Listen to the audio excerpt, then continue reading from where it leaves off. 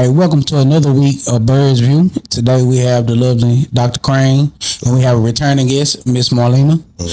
Today we're going to kick a little bit more knowledge. And with that being said, I'm going to start with Miss Crane, Dr. Crane, excuse me. Tell us a little bit about yourself. I'm Dr. Natasha Crane.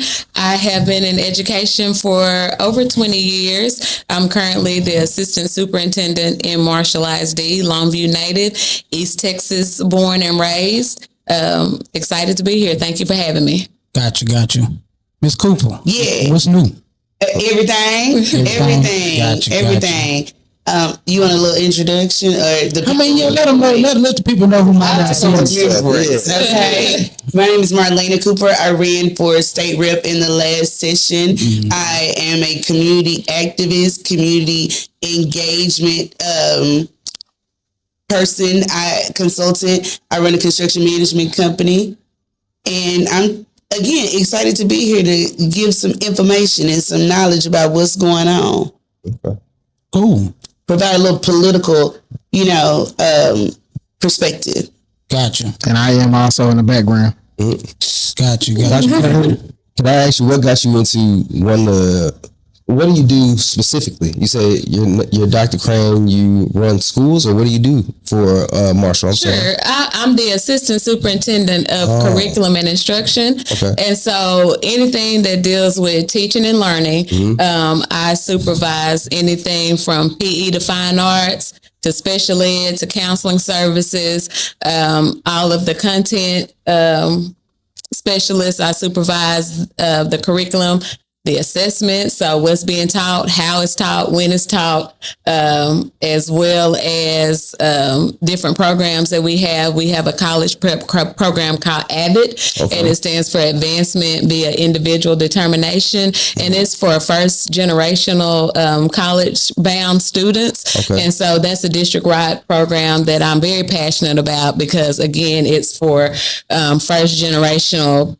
college students having those opportunities. And it's about really closing that opportunity gap. So giving them that opportunity to explore college and career, as well as teaching them study skills and organizational skills so that they can be successful post-secondary education. So it's a gamut of things that I supervise on a daily basis, as well as the aspect of making community partnerships and determining what are the needs for the district, how we can support not only students but families, and really bringing community partnerships within the school. Just having the mindset of it still takes a village to raise kids, and so that's the one thing that I think I'm most passionate about as an educator is really building community. So, is this only in the city of Marshall? Do you do it by district? Are you going to all these different schools to check these curriculums, or are they bringing this to you? Are you hands-on out there? So I work in the district. So I work for Marshall ISD. So of course my specific job, we have about 10 campuses. So from elementary to secondary. So I do work within those campuses and support principals. So working on school leadership and building capacity within leadership. So that's a big part of it. But when I discuss, community aspect, sometimes that has something to do with my job, but not necessarily. So the community aspect can span anywhere from Marshall. I live in Tyler. I'm from Longview. I work in Marshall. So all the things East Texas I might be a part of. Specifically, I'm the president of my sorority, Alpha Kappa Alpha Sorority Incorporated, Skiwi my sorors. And so with that, that's really where a lot of the community aspect comes into play for me, because we have several program initiatives, anywhere from engaging or empowering families.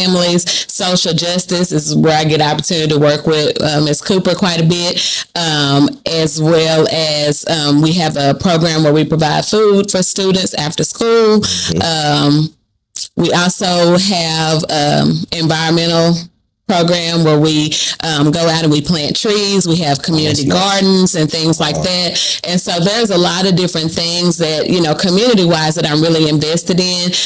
But the aspect that I get to bring that into my work and partner with those people and have them to bring those people into our schools so that they can provide for our students and families is just really something that I love doing. Indeed. What got you going with that at a young age as far as teaching wise? I mean, as far as teaching, I think I've always wanted to be a teacher. I can be honest and say I really didn't see myself in this capacity as an assistant superintendent. Really didn't ever think that I would be a principal. I was a principal for 7 years in Tyler ISD. And so always been passionate about learning. I am a lifelong learner. And so I just always had a passion for learning.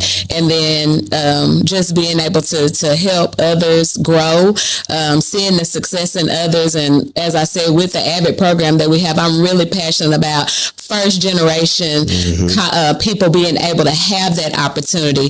I didn't grow up with a silver spoon in my mouth. I didn't grow up rich by any means. And so it was always like a struggle for me to even know, would I even get an opportunity to go to college? And so, because of the grades that I made, yes, that gave me some scholarship money, but there were so many things looking over the time now that I did not know that could have been afforded to me and probably should have been afforded to me as a minority student that was actually excelling in school, that I really feel like I missed some opportunities to be a part of. And so that's my whole mission at this point, is to really put forth that for people that look like me. And so that's really a goal of mine, is, you lift as you climb. And so as I get better, then my goal and my mission and my job is to help somebody else along the way. That's dope. That's beautiful though, for real though. Like you say you've been doing this for 20 years as well, huh? About 22 years, yeah. Man, that's crazy to do that. How has the ride been? Yeah. It's been positionally climbing. Like, have you, like you said, you didn't see yourself becoming you said assistant superintendent. You said you didn't see yourself becoming that. What was your career path? What was your thought process like? Okay, I'm gonna go to this. Like you said, you didn't even think you were gonna be a principal. Yeah, I mean, for me, growing up, I was like, if I could just make it to be a teacher, that was one thing that I honestly didn't even know if that was going to happen. And to be honest, like my undergrad degree is not in education, just because of the college that I went to and scheduling. And on a huge note, like my goal was really for my mom to see me graduate from college. And, unfortunately, a year after I graduated from college, she passed away. So I knew that I was on a very, limited amount of time to see a dream that my mom really hoped for myself be fulfilled. And so, after that, I got an alternative certification. And so, people kind of look down on alternate certification educators. But I think it's a pathway that we find that more people are taking now as they enter into the profession of education. They start out with something else and then really figure out that, working with students or working with families, that's what they're passionate about. And they wind up going back to school and getting that teaching certification. And so that's exactly, what I did. I graduated from Jarvis Christian University now. So Hawkins? in Hawkins. Yeah. So I'm a proud HBCU graduate. And so then I, like I said, after I graduated, some time had passed, and after my mom passed, was able to regather myself and really get focused. And so I wound up getting my certification from LeTourneau University. From that, started teaching. My first job was in Karnak ISD. And so that's right outside of Marshall. And I stayed there for a year. And then I was able to come back home, and I taught in Longview for about 6 years. And so just from teaching in Longview and working with some of my assistant principals as they were appraising and evaluating me and mentoring me, convinced me that, I did have some leadership qualities that I need to really explore and expound off of. And that's really how I, got into educational leadership. And so from there, I worked in Tyler for 14 years. So for the last 14 years, I was in Tyler. I started out in the curriculum and instruction department, training English teachers for about 3 years. And then I stepped into an assistant principal role at 2 of the middle schools in Tyler, and helped open a brand new middle school that was there. So that was pretty exciting. And so, like I said, for the last 7 years, I was principal at Jones, and then this school year I've joined Marshall ISD as assistant superintendent. What's something you would tell somebody that's reaching for, the goals that you're achieving right now, as far as getting into the school system? Because, right about now, everybody's talking about how crazy it is outside and homeschooling. Nobody wants to be, the teacher's not doing their part, the parents not doing their part. Somebody coming into a field of raising a kid, or a teacher that's coming into the field, what's your best thought on it as far as something they should do? Well, I think you have to have a passion for it, because it's certainly not an easy job. Even as a classroom teacher now, I mean, honestly, I haven't been in the classroom in over 15 years. And so I really can't tell a teacher, you should do this. So when I was teaching, I mean, anything that you've done post-COVID is completely different than what you were doing before. And so I think you just really have to have a passion about what you do. And, a lot of people don't really take the profession of education as serious as they should. You wouldn't want a doctor experimenting on you without being an expert. And so it's the same thing with education. You have to be an expert in your field of study. And so I would encourage anyone that, this is not just something to try out, because these are lives that you're affecting. And so if you're really passionate about making a difference, even if it's just one student, like is a saying, if I can help somebody along the way, if I help just one person, then what I'm doing is not in vain. And so I think that, I would encourage someone that is passionate about any aspect of community building in the way of helping young kids grow and learn, is to not take the job lightly. It's a heavy responsibility when you think about how many lives you affect from year to year. If you're in education for just 5 years, you've affected hundreds of students. That's crazy. And so, just thinking about that, for me, I these 2 guys here, I have taught them. One of them don't remember me, but that's okay. But his that was his word. What did he say? Vaguely. He vaguely remembers, but I mean, I had flipped for over 2 years, and his desk was right beside mine, so he didn't really have a choice but to remember me. He was the star. I mean, he was the absolute star student, and so. I think just even with that aspect, for me, being in East Texas and being able to stay here in East Texas and seeing, some of my former students really, really thriving, has been, that's the best part, because, sometimes you don't know what the outcome will be for some of these kids. And especially for me as a high school teacher, I'm like, in 3 to 5 years, what are they going to be doing? Or where are they going to be? Or are they even going to be here? And some of them, actually have, ended, with a terrible outcome, or they're not here. And so I think that, someone that is considering education, it's not an easy job, and it's a huge responsibility. And, if you're ready to take on that responsibility and really make a difference, it's something that you should definitely explore. So how do you even, I know it's not like recruiting like in the military, but how y'all really recruiting teachers if you're being brutally honest? And I appreciate everything that you're saying. Like, you have to have a passion for that job. You can't be lollygagging around, because you really train a whole new generation of children. You know what I'm saying? Like you said, in 5 years, you're affecting hundreds of lives, hundreds of kids. Right. And you know what? Before you answer that, I will say, you affected my life. You was one of the teachers that affected me. You stayed on. I always considered you as a friend of a teacher. I was I'm not one of y'all little friends. What I'm saying is, I was one of the remedial child who wasn't really trying to hurt the classroom, and she wasn't being buddy. She made sure that I actually wrote my essays. I did X, Y, Z. If not, she gonna walk me outside and talk to me outside the door. You know what I'm saying? She ain't one of the ones like, oh yeah, he a lost cause. Yeah. He gonna sit there. Like she said, I was at the front of the desk. I didn't want to beat her. Yeah, I know it. But she wasn't about to let you finish. Yeah. Right. So, I had a teacher who used to tape my fingers to the desk. I used to get up. She like, keep guys' fingers on the desk. She had a piece of tape over my fingers, so I stay down and not get in trouble. That's why I say so. Yeah, I give you flowers on that because you was one of the ones who set me down and was like, you know what I'm saying, made me realize it later on aloud that it really do mean something, you know what I'm saying, for somebody to pay attention to you. Mm-hmm. So, like I said, I know you carried that on. It wasn't just with me, you know what I'm saying, that's with other kids too. Right. So, Yeah. that's why I say teachers are needed, you know what I'm saying, with the mindset of you know what I'm saying. Like I said, you grew, you became something, and your act of kindness and your way about yourself carried you on to be the person that you is today, as far as your degree wise. Thank you. So I don't know if one of your graduates never told you that, but I'm here to tell you know what I'm saying, on paperwork, on file, you can put this video in your pocket to show other kids. Yeah, so thank you.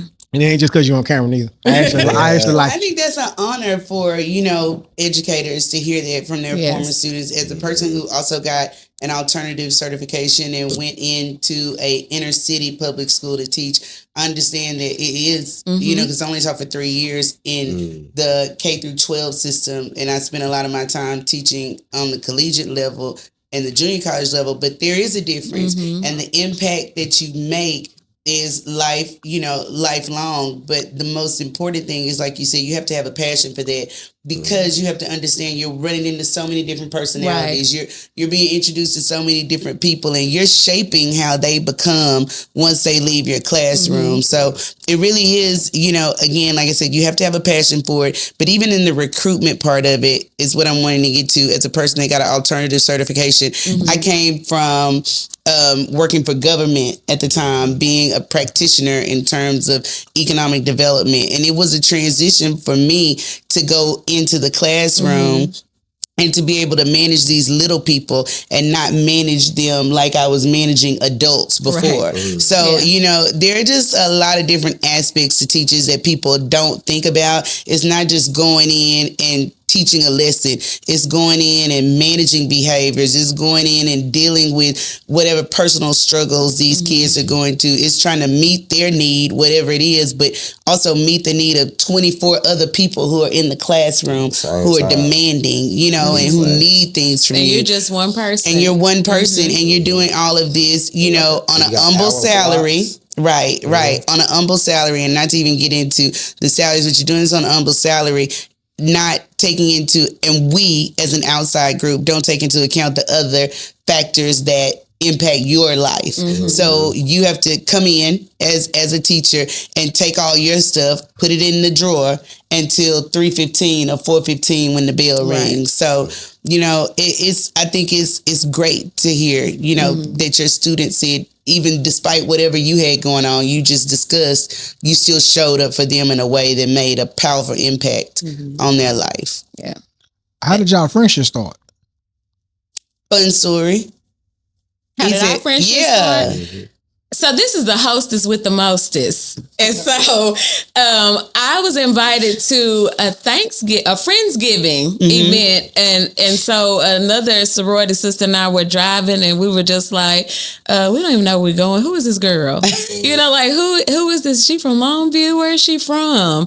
And so from that moment, we attended that Friendsgiving in backyard boogie, what have you, at her house. And it's been a great time since, and we've connected, and we have so many similar interests, really on the community aspect side and the community service. And so it's just a great partnership to get together and how can we help the community? How can we help the city? Who can we bring in? What can we do next? And just so happened, now that I'm in Marshall, she has a lot of connections from the Jefferson Marshall area that has really helped me kind of get acclimated to that area of East Texas that I'm not as familiar with. And so I just think that, we have just our common interests and our common goals has really brought our friendship together over the last maybe like 5 or 6 years.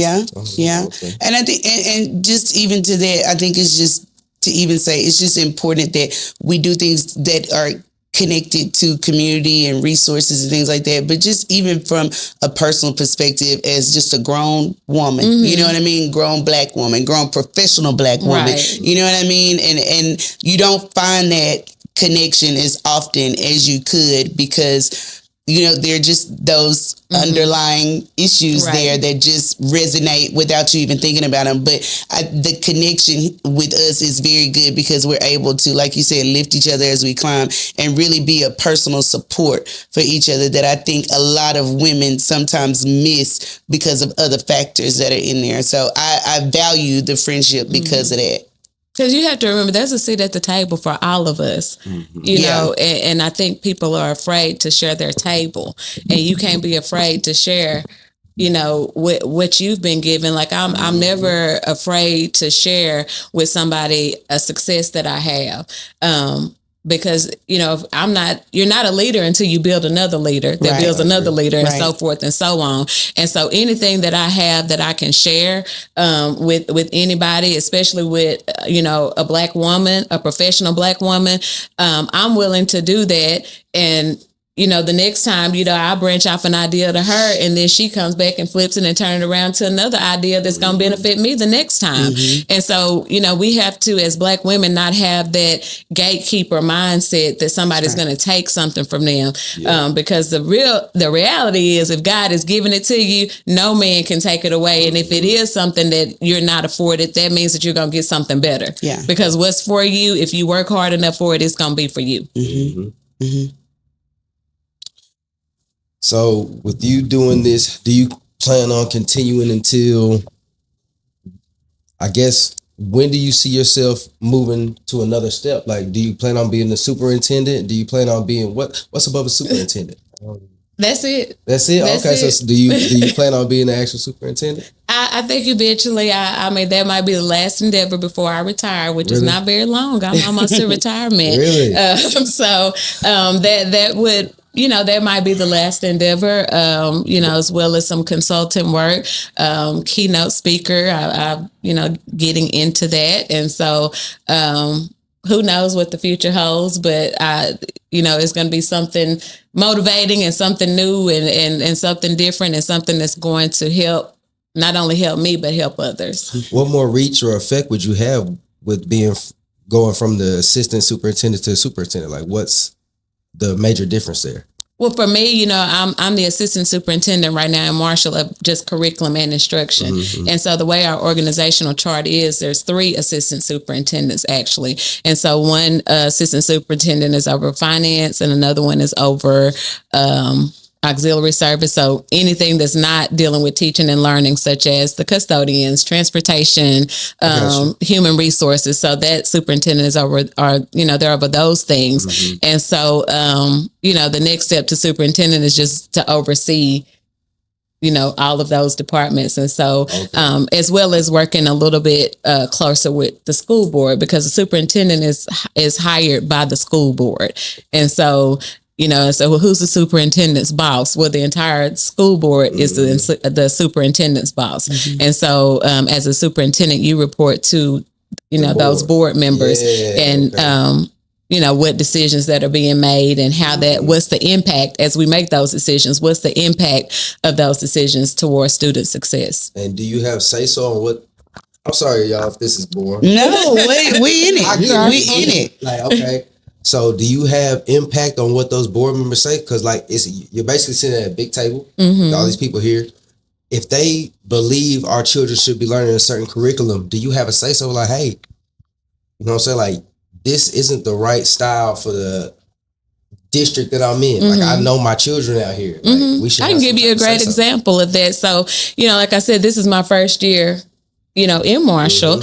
And so that's actually part of what I've done this school year is kind of look at a needs assessment and what's working and what's not working.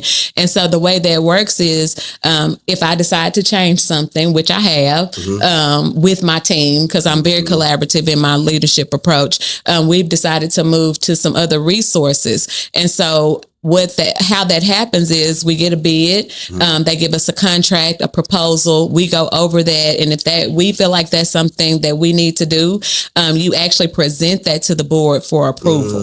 And so they can approve it or disapprove, but when you're presenting it to the board, you're giving them all the information that they need to help them understand what that impact is. Yeah. Fully understood. Okay. I just didn't know if y'all were allowed to even give any input on what y'all thought you should be able to, like teach the kids, or like even with gun safety in schools, you know what I'm saying? Like, do you have campuses in your, your view, your scope that allow teachers to have guns at school? That's actually a law, and so it's up to the districts whether or not they approve that and have a person on their campus outside of a school resource officer, because now the safety law is that every school should have access to a school resource officer. And so in the past, it might be a resource officer for every 3 or 4 campuses, or you might have one school resource officer for the entire district. And so now they actually have to have school resource officers. And then they can also have one person that's designated. Could be the school resource officer, could be another person. And so the way that that's handled is really up to the district and the school board members. Okay. Do you believe in that? Do you believe that these teachers should have to be armed?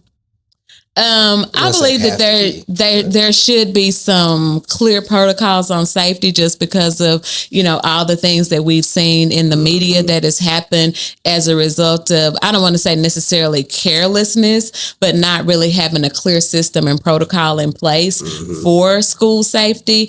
And so, I do agree with having those school resource officers there. Not necessarily, it's really for outside, like, this needs to, when kids come to school, and depending on where they're coming from, they need to know that school is a safe place for them. You can't really move into instruction unless students feel safe. And same thing for teachers, like they really can't be effective unless they feel safe.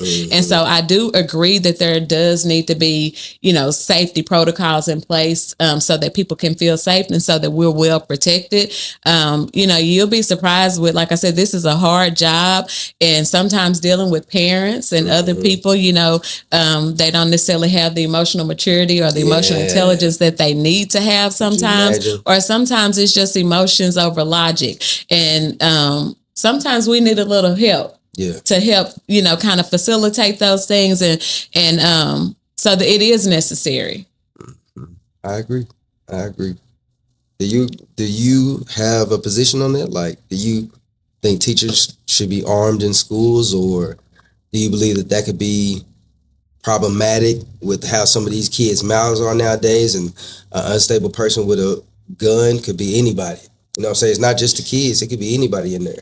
True. And so I do take the same position as Dr. Crane when it comes to, I believe every school deserves to have a resource officer.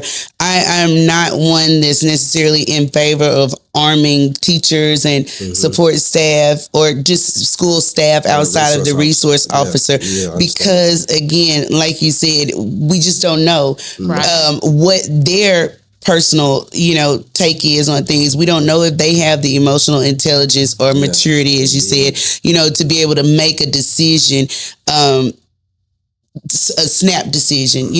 I'd rather have someone that is trained on doing that. At the same time, I think that it's gotten so provocative for people to talk about guns and for people to feel like just because you're carrying a weapon means you're the safe person, you know what I mean? Because I don't think people are exploring and what that actually looks like. And if we really want to take it a little bit further, we've had schools where people have been armed, and has that really protected the kids or protected the school in a way that made a major difference? Not saying there aren't some outliers out there, but if you really think about it in the grand scheme of things, when many of the school shootings have taken place, these teachers are trying to figure out how to lock themselves up and protect themselves and the children. They're not at first thinking, oh, let me get my weapon, let me shoot out the door, because how are you effectively able to do that?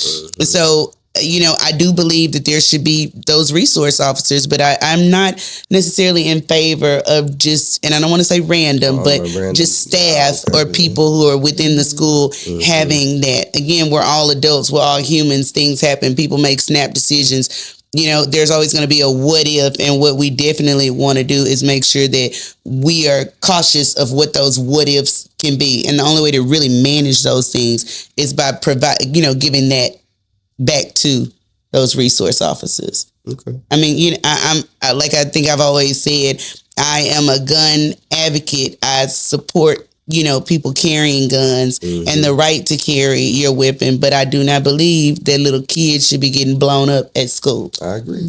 So I'm just not a fan of automatic weapons. I don't believe you need them unless you're hunting somebody. And at this point right now, people are not hunting animals, they hunting people. And that's when it becomes dangerous.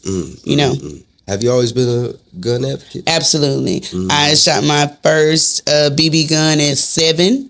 Okay. I took a shooting sports class. I was a big 4-H'er. My family, really in it? Yeah. So my family has a hunting lease. We've always just been avid shooters, and it just made sense to me to always have a gun and carry a gun. Oh, okay. Already. You go qualify and everything? Well, let me not say qualify, but we don't have to anymore, but I did have a gun license for a long time. I didn't mean to say qualify. Yeah. Because when I say qualify, I mean like getting your shot group together and zeroing. Oh, yeah. Do you Okay. go to the range? I go to the range. I haven't been in a while, which I need to, because I like to make sure that I fire all my weapons at least, you know what I mean? At least every so often to make sure we got a good shot, clean them, load my bullets.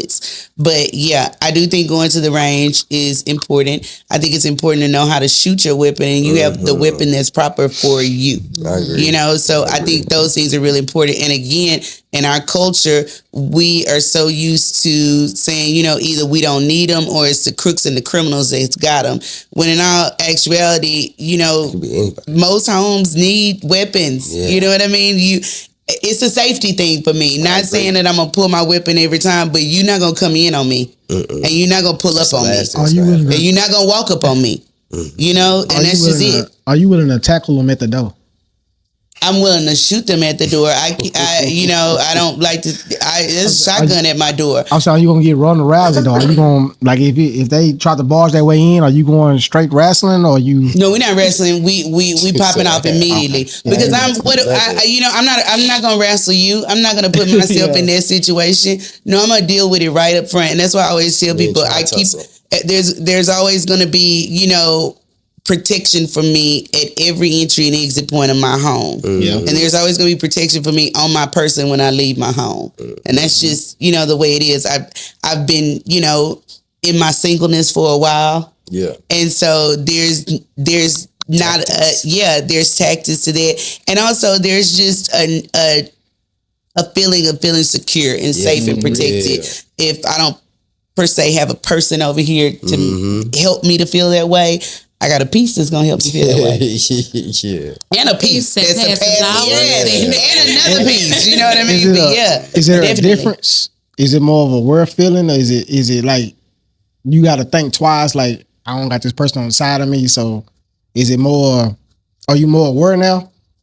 I'm very aware, and I'll say even more so being here than I was in the city, which I know is kind of strange, but I was more quick to let my guard down being here more so than I was in the city, when I really probably should just be a little more careful here because nobody's thinking about it, and it's easier to have a problem.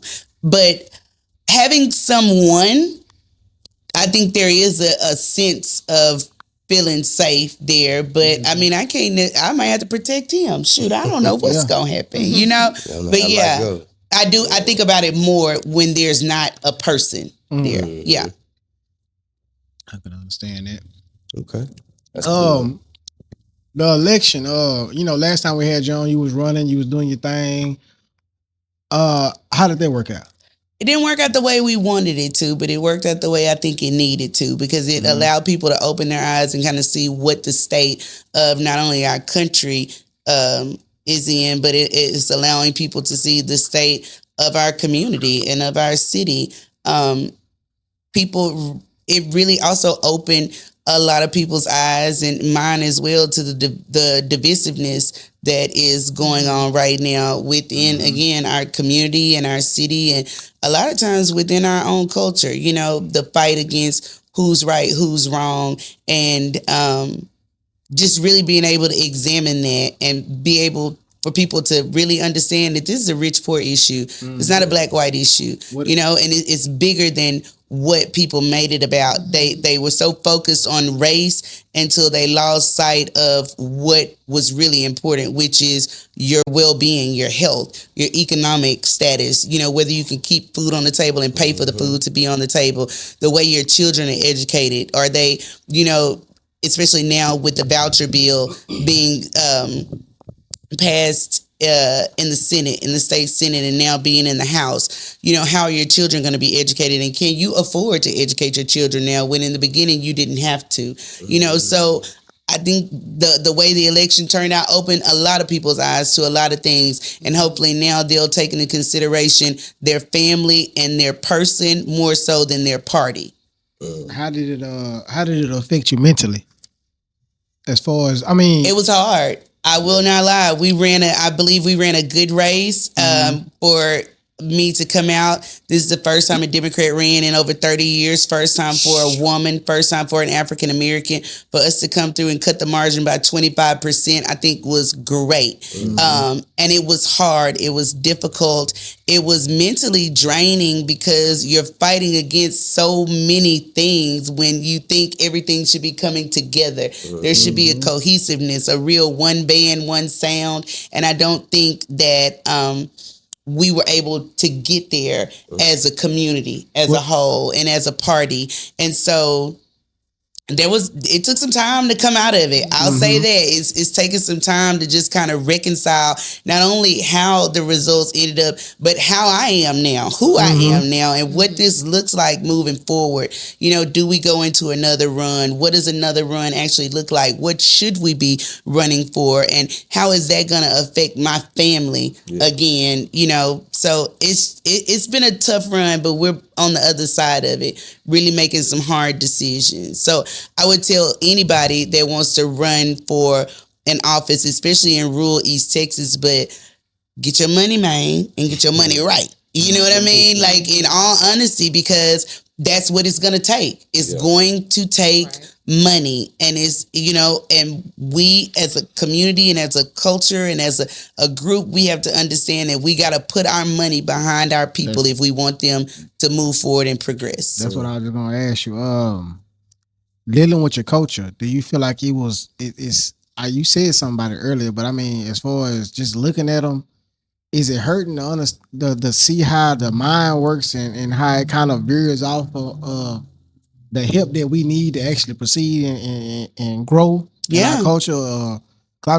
You in the field, so I know that took a toll on you to see how your people kind of deserted me in a sense. Yeah, and I don't, you know, and I try to grapple with what's the right word to use, but it felt like I had been deserted. It's devastating to be trying to tell your folks, look, I'm here for you. There has never been someone that looks like us running this race, and to have them kick it back, you know what I mean? And be unconcerned, just to disregard what we were doing and why we were doing it, and to not go vote and not see a purpose for voting or see a reason to go vote. You know, if not to see a change in your own home, in your own community, but to just see your people move forward and progress and matriculate to higher heights and put us in a different position, in a different place. So it was very devastating to see that it was a lot of my own folks that didn't support what we were doing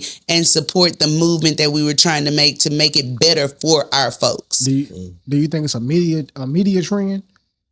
The 100 monkey effect? I mean, you know what I'm saying? You see people do things and then you follow the trend, and it kind of wasn't a trend, but it was a trend. I mean, it was a trend to put you in office for a better position, but I mean, it's not a media effect, meaning, you know what I'm saying? It's not popularity, a popularity toll. Right. I'll say this. It felt like it was somewhat of a popularity contest because I was running against someone who was well known in this city, and it was disappointing to see my people put their faith behind somebody else that has not shown them anything, you know, that was going to help them or benefit them, or just to see my people put their they name behind somebody that didn't look like them, you know, or wasn't standing in the same place as them, hasn't been in the same situations as them, hadn't fought the same fight as them, you know. So that's one way, you know, that I think it was just devastating on all ends. But the trend is that we just do not naturally support our own people, and it's a crabs in the bucket mentality. And that's why I tell, you know, Dr. Crane, I value the friendship that we have. It's because you want to see me grow, I want to see you grow. And just like even with you all's podcast, even, you know, being able to come back here and be a part of that helps the growth for all of us, you know, because we're getting a different reach. What I found here is that more people are, well, it doesn't have anything to do with me directly, so I'm not going to get involved with it. When we need to get back to the mentality of, if it's going to help us as a whole, then we need to be doing something, you know? Definitely. I think there's two things to that. Part of it is that people are afraid of change. Right. You know, so that's one huge factor. Like, okay, if we do elect her, then what is she going to do differently, or is it going to be detrimental to what we've already seen? You know, so it's the lack of the fear of unknown, right? And the other part of it is the lack of education. We still have people that still don't understand the importance of local and state elections. That's more important than voting for the president. Absolutely. And so, you know, it's always a struggle for me. You know, within our sorority, one of our initiatives is social justice. It's like, how do we get this information out to people? The importance of local elections, the importance of state elections. It's not the November election, it's what happens in January, right, that you vote for, that's going to make a decision on whether or not we live better.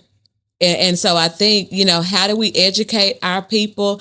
And, you know, once they're educated, then maybe they're willing to take a risk. Right. I totally agree. But and again, we have to figure out, how do we get them to that point? You know what I mean? Where do we meet them at? And I remember talking to you about this in the beginning, Joe, when we first came. I was like, well, what do you think I should be doing? And you said, you doing it. You talking. You getting out there. You doing that. You know, and that was good, because it did make us a lot of connections. But at the same time, it didn't hit in a way that it needed to hit. So we're still missing the mark on figuring out what makes it palatable for people. What makes a young man, you know, like you all, you know, want to go to the polls for a local election. And it's just finding out what is that sweet spot. And again, like I said, it's a little more difficult here in the rural areas, because we are disconnected. If it doesn't have to do with my kid doing good at the high school, then I'm disconnected from that. You know what I mean? And so again, what I found is, it's a subculture thing here too. It's a rich poor thing. So if I can align myself with this group, then I'm going to start acting and voting and moving as this group. If I'm aligned with this group and we don't talk about that and we don't do those type of things, then that's just how we move in our group. And now we've separated ourselves from you. And now we put you in kind of a hierarchy or whatever as, oh, that's what they do. We don't do that. You know, it's a caste. We create an internal caste system of a hierarchy of, oh, well, that's what this group does, so we don't do this. Or that's what those people do, so we don't do this. Or even just, you know, last weekend was the school board elections. And so it was a big shift in some of the numbers. Like, people weren't getting out and voting, and they just, you know, you don't understand, you know, each school board is made up of 5 to 7 members. And so, you know, one board member can cause a total shift in things that are approved or not approved, you know, in a school district. And so, you know, even those type of things, like, we have to get out and use our voice and vote for every single thing, so that, you know, we feel like we're taken care of, or that, you know, we're, you know, our community, you know, someone gets on the school board that is, you know, has a different viewpoint than everybody else, then when they vote, you know, it's not going to be a favorable thing because you have us against them even within the school board. And so, people don't realize, it's maybe just one person that's running that, it's time for their election. And so they don't get out as much because that's just one person.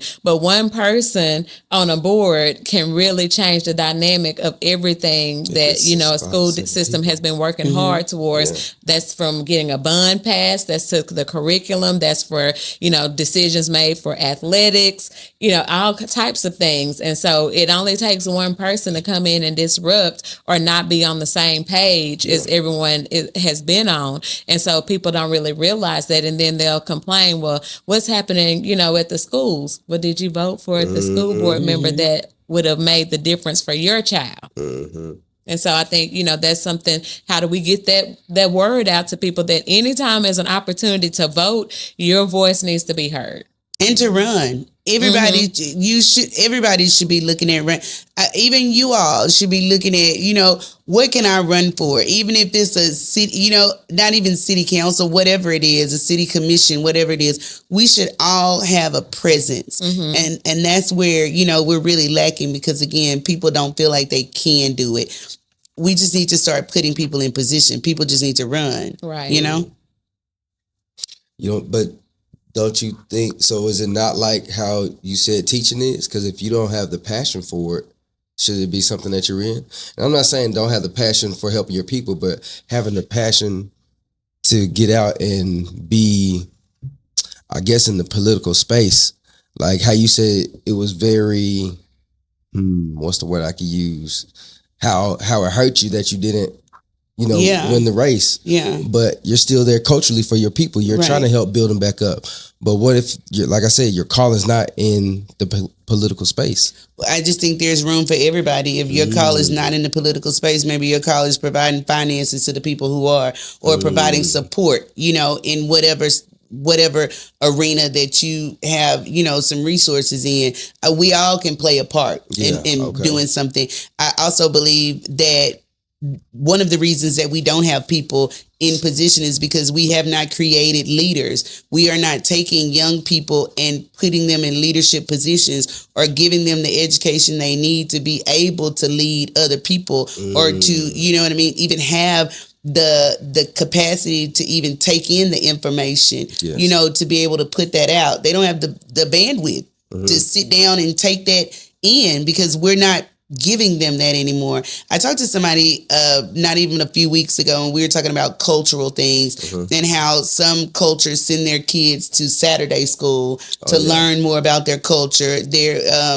They have some Indian American schools. They have some Pakistani schools. I know there's a lot of Asian cultures that do this. They send their kids to Saturday school so they can learn about their culture, so they can be trained up, as leaders in their specific groups, right? But those are things that we don't do. No. And for a long time, we depended on the church to do that. Well, that's been lost in the church because, again, post-COVID, things are different. So now people are not going to the church. And some people, younger people, have left the old school church, the Baptist church, your granny church, whatever, and they go into non-denominational churches where different things are being taught, right? So where do you get the leaders? Where do you get the people that are to run for office? Where do you get the people to, be in position to do things like this? So the numbers are dwindling as well. The numbers have dwindled, and we're not creating new people.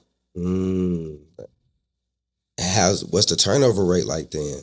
Because if you say you're the only one that's ran in, what'd you say, 30 years? Come on the Democratic ticket. Again, we should be asking these people that we call leaders, why haven't you trained anybody up? Why haven't you sent us somebody else? You know what I mean? Who did you think was going to lead the pack afterwards? And that's why I find it difficult when people say, well, we need to do something. Well, the we is you. You do something.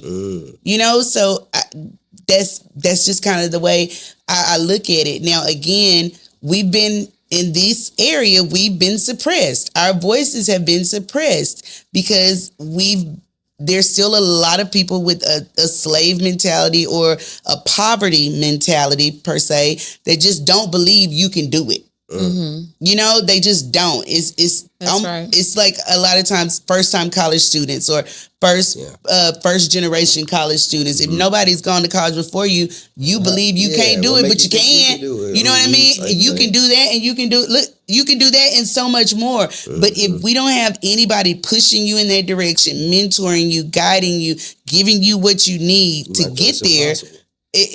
We don't think it's possible. Yeah, you might feel it's impossible. Look at Joe.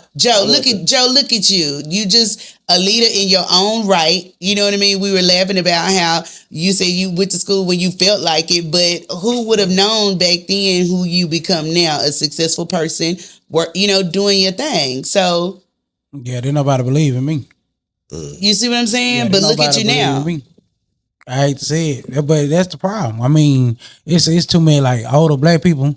They mind messed up. I hate to say it, like it's just society messed up in itself. It's a lot I can say, but I mean I didn't got to a point now. I hate to say it, I be minding my business because they ain't got it. Like, but yeah, it's a lot I can say. I ain't gonna go there, and that's okay. It's a lot of people that say that. Like, I'm my coworkers watch this, so I can't say it. Yeah. Well, I think the other part is we have to look at what spaces are we creating. You know, everybody is not going to be a college student, or everybody. You know, even now we have early college programs. You know, which would have been ideal for you, Joe, because you don't want to stay at school all day.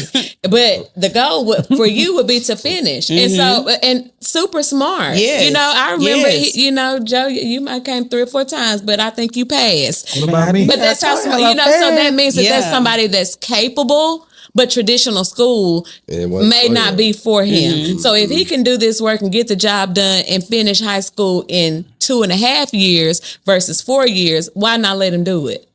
So that you can go on and be successful and get out there and work or get a certification, and so those are the spaces that we have to think about as educators now. Like, we live in different times. Right. People aren't able, for me even, I tell you, like, I've worked forever. I had a job in high school. I had 3 jobs in college. I could see where I could have benefited out of, let me just go ahead and get this degree so I can move on, or let me go ahead and get this diploma so that I can move on and do what I need to do. And so, everybody's path is different.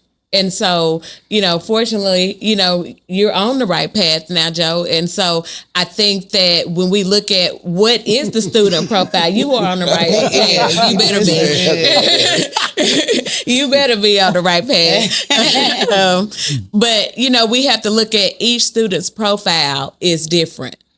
And what does that look like? So, if he could have finished school in 2.5 years, where would you be now if you would have just went ahead and got on out of high school and started working and started getting the certification.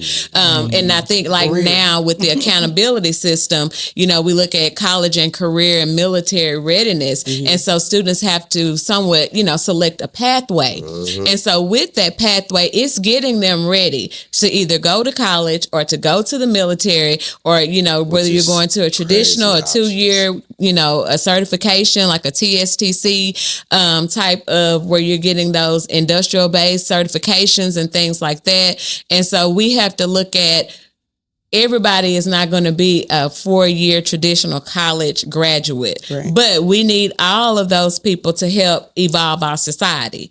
And so, just the mindset of how we're looking at things, like you said, people aren't going to their traditional Baptist or Christian Methodist Episcopal church. They're not going to those traditional churches. They're going to non-denominational churches. So as a community, what do we need to collaborate and partner with them so that we can build those leadership skills? They don't have traditional vacation Bible school or BTU is what they used to call. They don't have those things that give you those leadership aspects. So what do we bring in so that we can still reach the goal? Yeah. So the goal is the same. The strategy that you use can always be different. Yeah.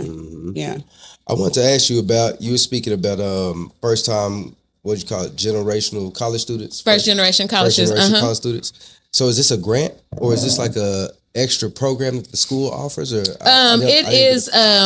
the AVID program that I was mentioning, and so it just caters to students that if no one in their family has ever been to college, it provides the families the information that they need, and it includes family and community involvement. It's teaching students anything from social emotional learning, so social skills. It teaches them organizational skills, like how do you take notes, how do you even study, what does that even mean? And so it's just a program that provides also a certain set of instructional strategies that they can take with them as they enter post-secondary education. So it's a great program that really caters to those students that wouldn't traditionally have that extra support or even really have that knowledge base of what are the steps. Like preparatory. Right. And so even with that, we look at how to help them with scholarships and applying for college applications and scholarships. And so it's just good to see, their senior year, how many scholarships they're awarded as a result of participating in this program, and just having the knowledge, having the tools and the knowledge to even know what to do. Because if I have a parent that's never been, how can that parent really help?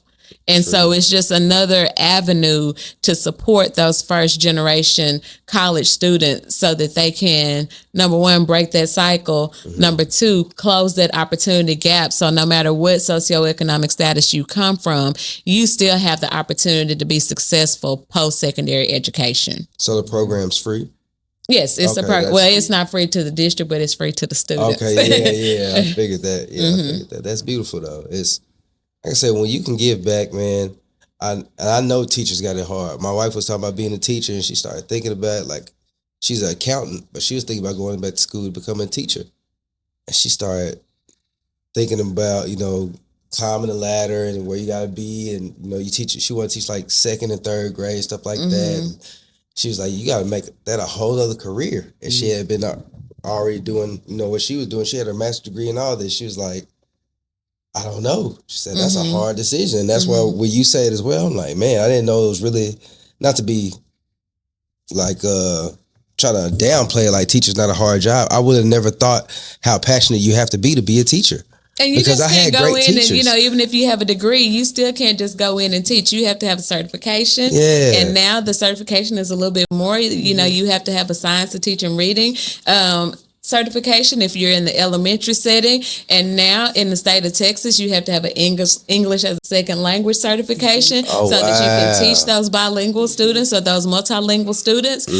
So there's a lot to it that people don't realize. Sure. You just can't say, I graduated, I'm gonna go in the classroom and teach. There is a certain expertise. You have to understand the pedagogy of teaching. So there is a certain expertise that you have to be successful in the classroom. I didn't know you had to have English as a second language. A lot of districts in the state of Texas, they're requiring that because of the population. Our demographics is mostly Hispanic. Even like in the Houston area, the Dallas area, there's so many different languages. One school district said they had 56 languages. And so you have to have a skill set to teach those students, because we're not teaching in their language, of course, and so what are the skills that you need to help those students be successful as they acquire the English language, and then they also have to continue to move on academically.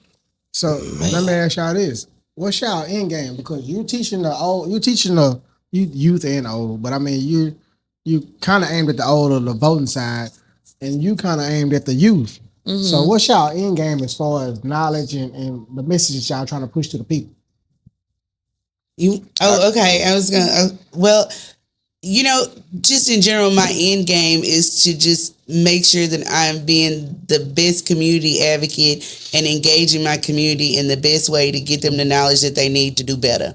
That is just my sole purpose in life, is to be a connector and to connect people to resources and to other people that are going to really enhance their lives. So for me, my end game is to continue to learn, continue to just better myself.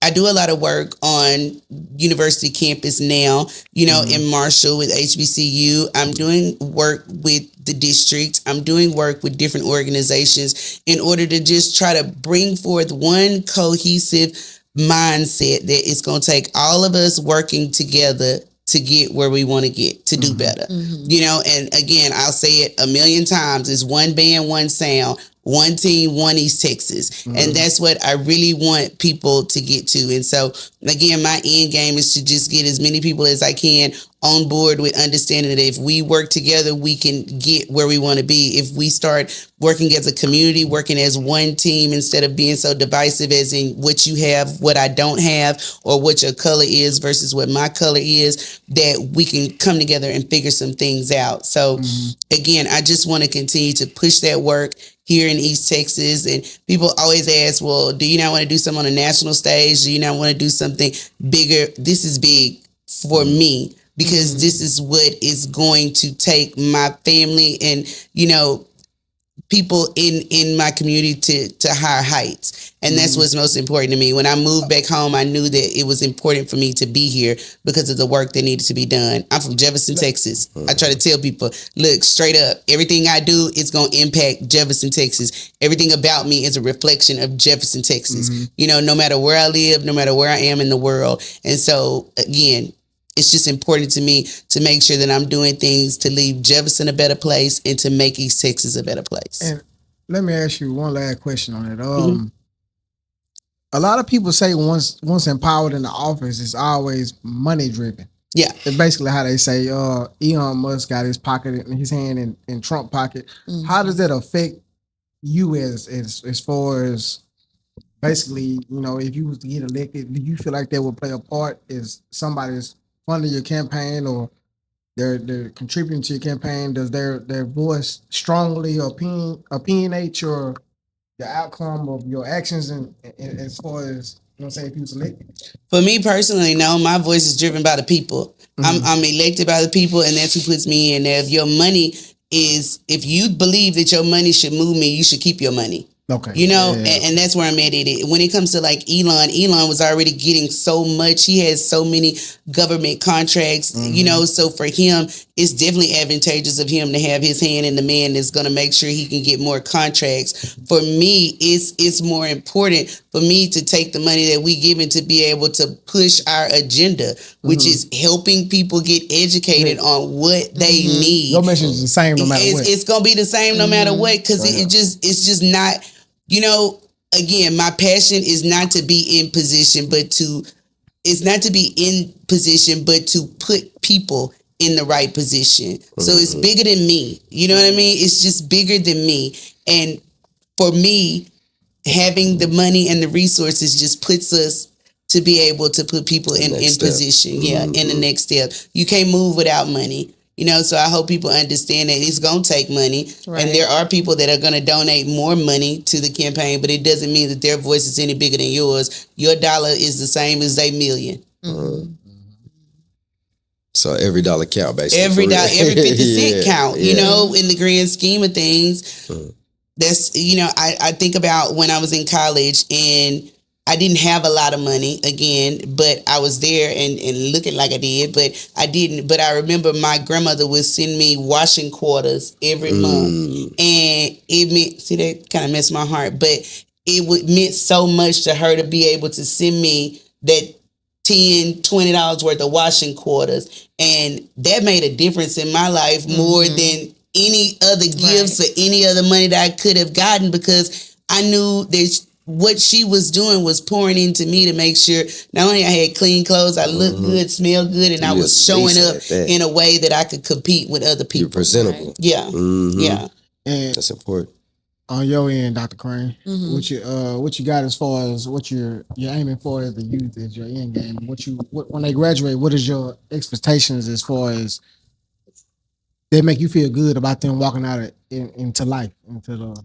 I think for me, you know, there's never really an end game because the work is never done. And so for me to be, I consider myself a servant leader. So I'm always willing to serve and support. But when I see students like you, like Joe, I still keep in touch with, a lot of your classmates, and some of them are successful as they're entering in coaching and athletics. I, written letters of recommendations. I help them get master's degrees. And so to me, for them to know that no matter how old they are, even though I've told y'all that I was the same age as y'all forever, but no matter how old you all get, that you still see me as a resource, whether I taught you in 9th grade, 11th grade, or both, of course, you all came to me your senior year and still asked, but for them to come in, they've graduated from college and now you're coming to me and asking like, okay, now I'm getting my master's degree. Can you help me with this? Now I'm applying for a job. Can you write me a letter of recommendation? Absolutely. That's great. And so those are the things that just make this job to me worthwhile, because that's how you know that you've really made a difference. Affected change, yeah. Right. Really, and so like to see that you all are being successful and some people just thought y'all were knucklehead football players, but you got to be smart before you can carry a ball. And so I'm just happy to know that, you all took that to heart and are really being successful in life. And so my life is fulfilled. I'm happy because of that. I see a little tearjerker. That's I was put on the spectrum as far as school wise. Right. So, for you to see the how the spectrum work, and then you view me, and then you see people grow. How does that take a turn for you? Does the system, when the system label you or however it is, do you see an outcome of that, or do you? So the thing about it is, a label is a label. Just like my label, I'm a Black woman. Okay. A label is a label, but it does not define you. And just because you might have been identified on the spectrum, that is a characteristic about you, but that does not hold you back from doing anything that you want to do. That's why, those conversations that we had, like, that doesn't matter.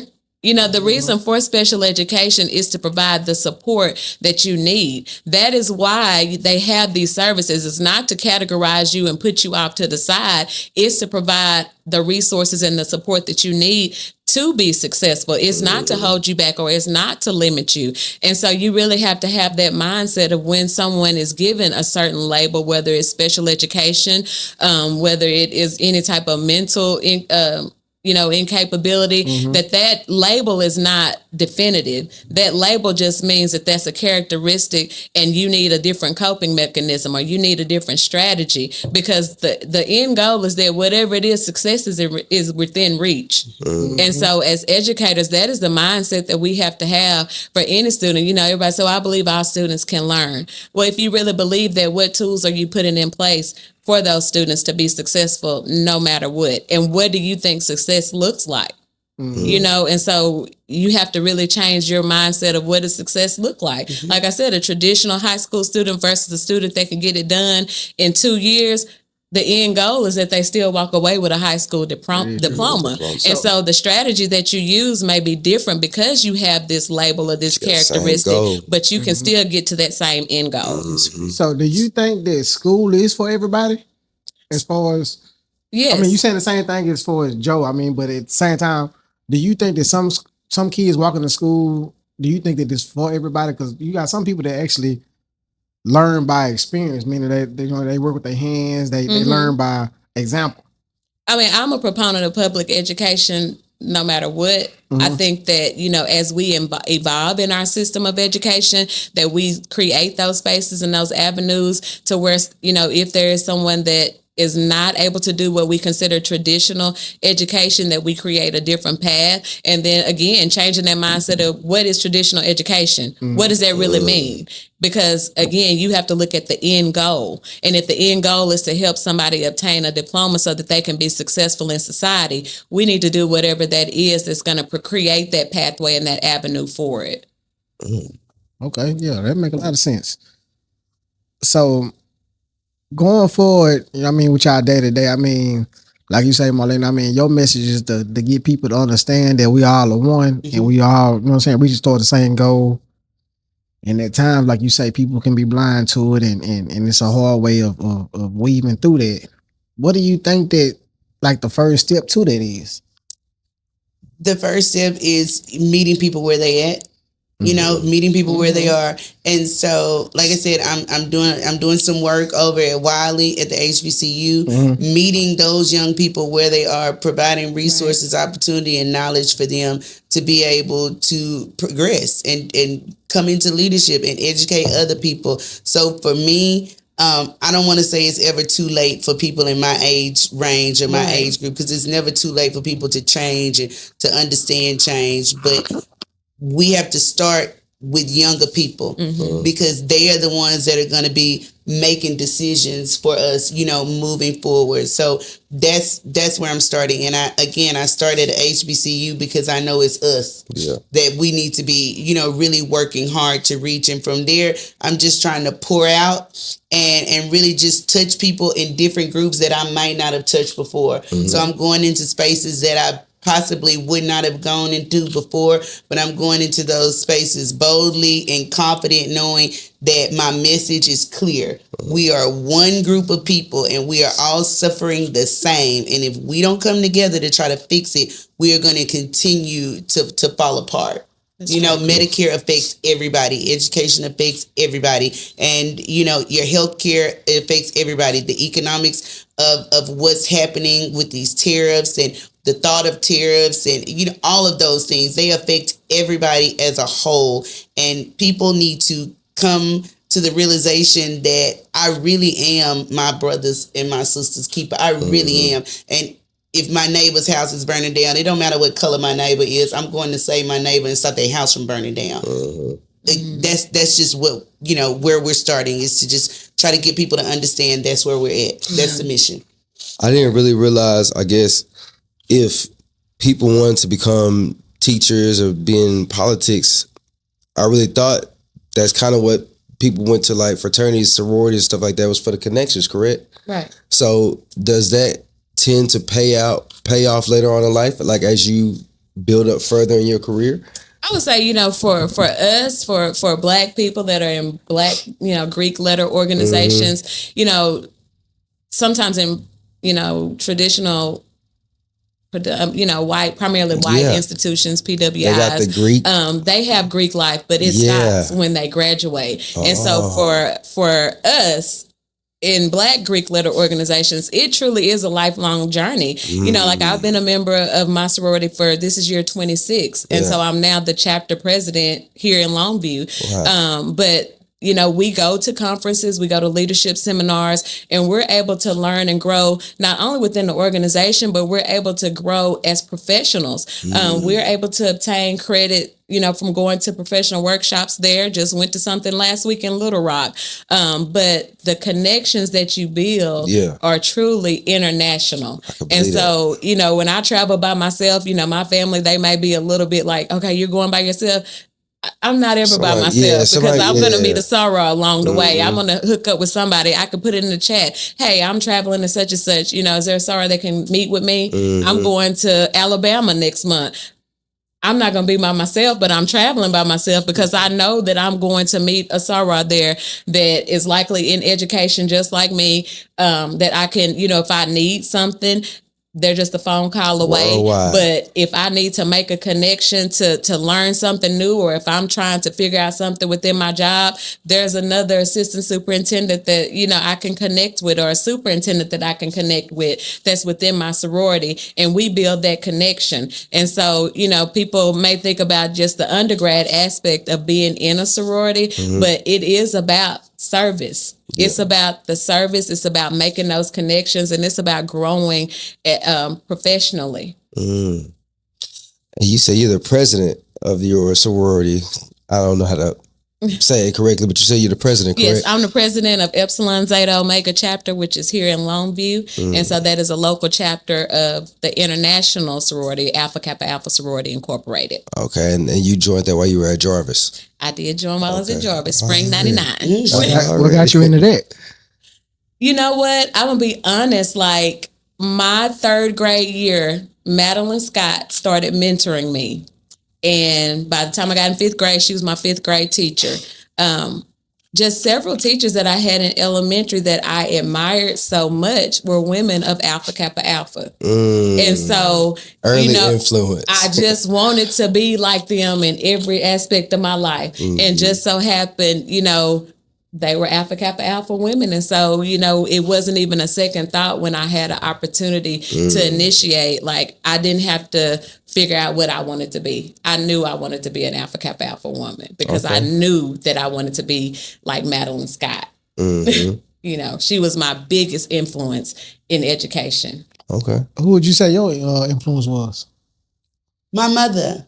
Your mother? My you know mother. what you actually said that last time. Yeah, I every time my mother is my biggest influence. She is my biggest motivation. How's your mother doing? Inspiration. She is doing great. Good. Thank you for asking. Happy Mother's Day to my mother coming up. But my mother exemplified everything upon a womanhood that I could ever imagine. She was a welder. She had 4 children. She pushed herself to get a college degree. Then she pushed herself to get a master's degree, you know, all while her children were in school. And she has raised multiple children outside of us. She, you know, has always been a really good influence on people in our community. She's always been a community advocate and just an all around mentor, you know, and just a good person. My mama is a good Sound like a person, wonderful person. you know. So so my mother is my biggest inspiration. I everything I do it in honor of God and for her to be proud. And to tap into this, I know you spoke about your mother passing. Would you like to tell us who she was, what type of person she was? Yeah. She raised you to the woman you are now, so. Yeah. My mom was just the most phenomenal woman that I know. She was very resilient. She was a singer. You know, people around here that are older that know my mom, you know, the first thing they ask is, can you sing like your mom?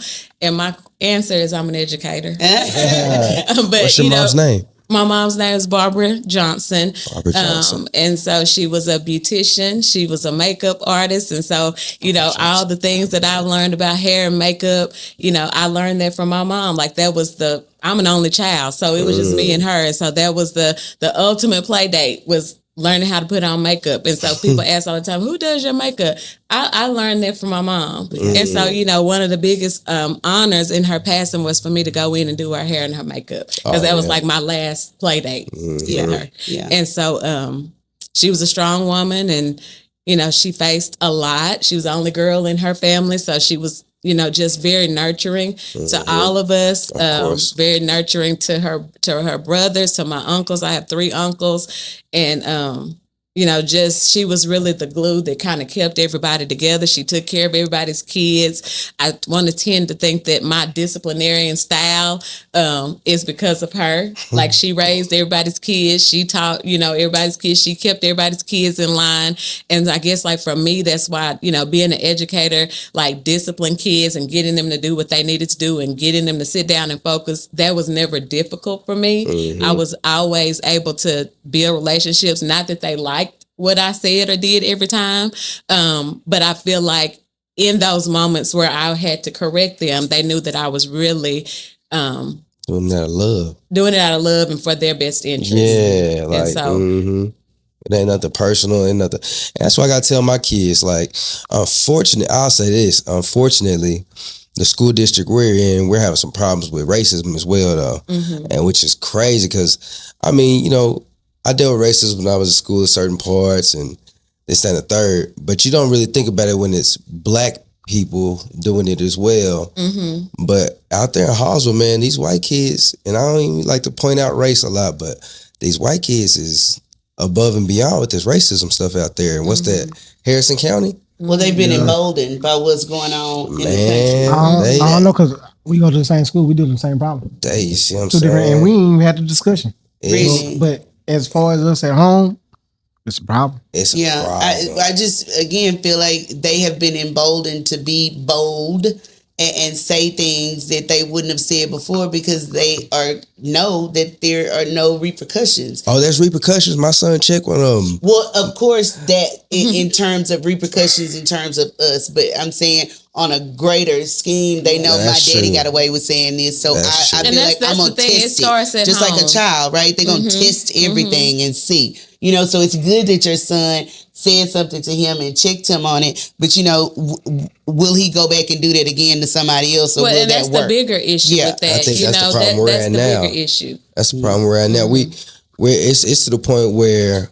we've talked to the school. I don't even know if it was school board, but I know they called in whoever that superintendent is out there. Oh yeah, because we ain't playing around behind our kids. Because at first, we would say, hey, they're not specifically picking y'all out. It's nothing, I would say it's nothing personal.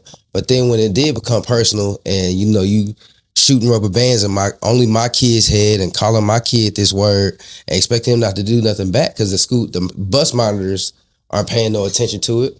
And then when my son retaliates, my son get kicked off the bus for a week. But what happened to this little boy? Oh, we didn't see nothing happen on the camera. Like, my son ain't gonna do that for no reason now. Like, he's calm. He told me his side of the story. I said, I'm gonna ask for y'all's. I said, let me see the video. And they said that they can't do that out there in that district for the safety of the kids. I'm like, there are some legalities around that, but there are some other measures that are also available.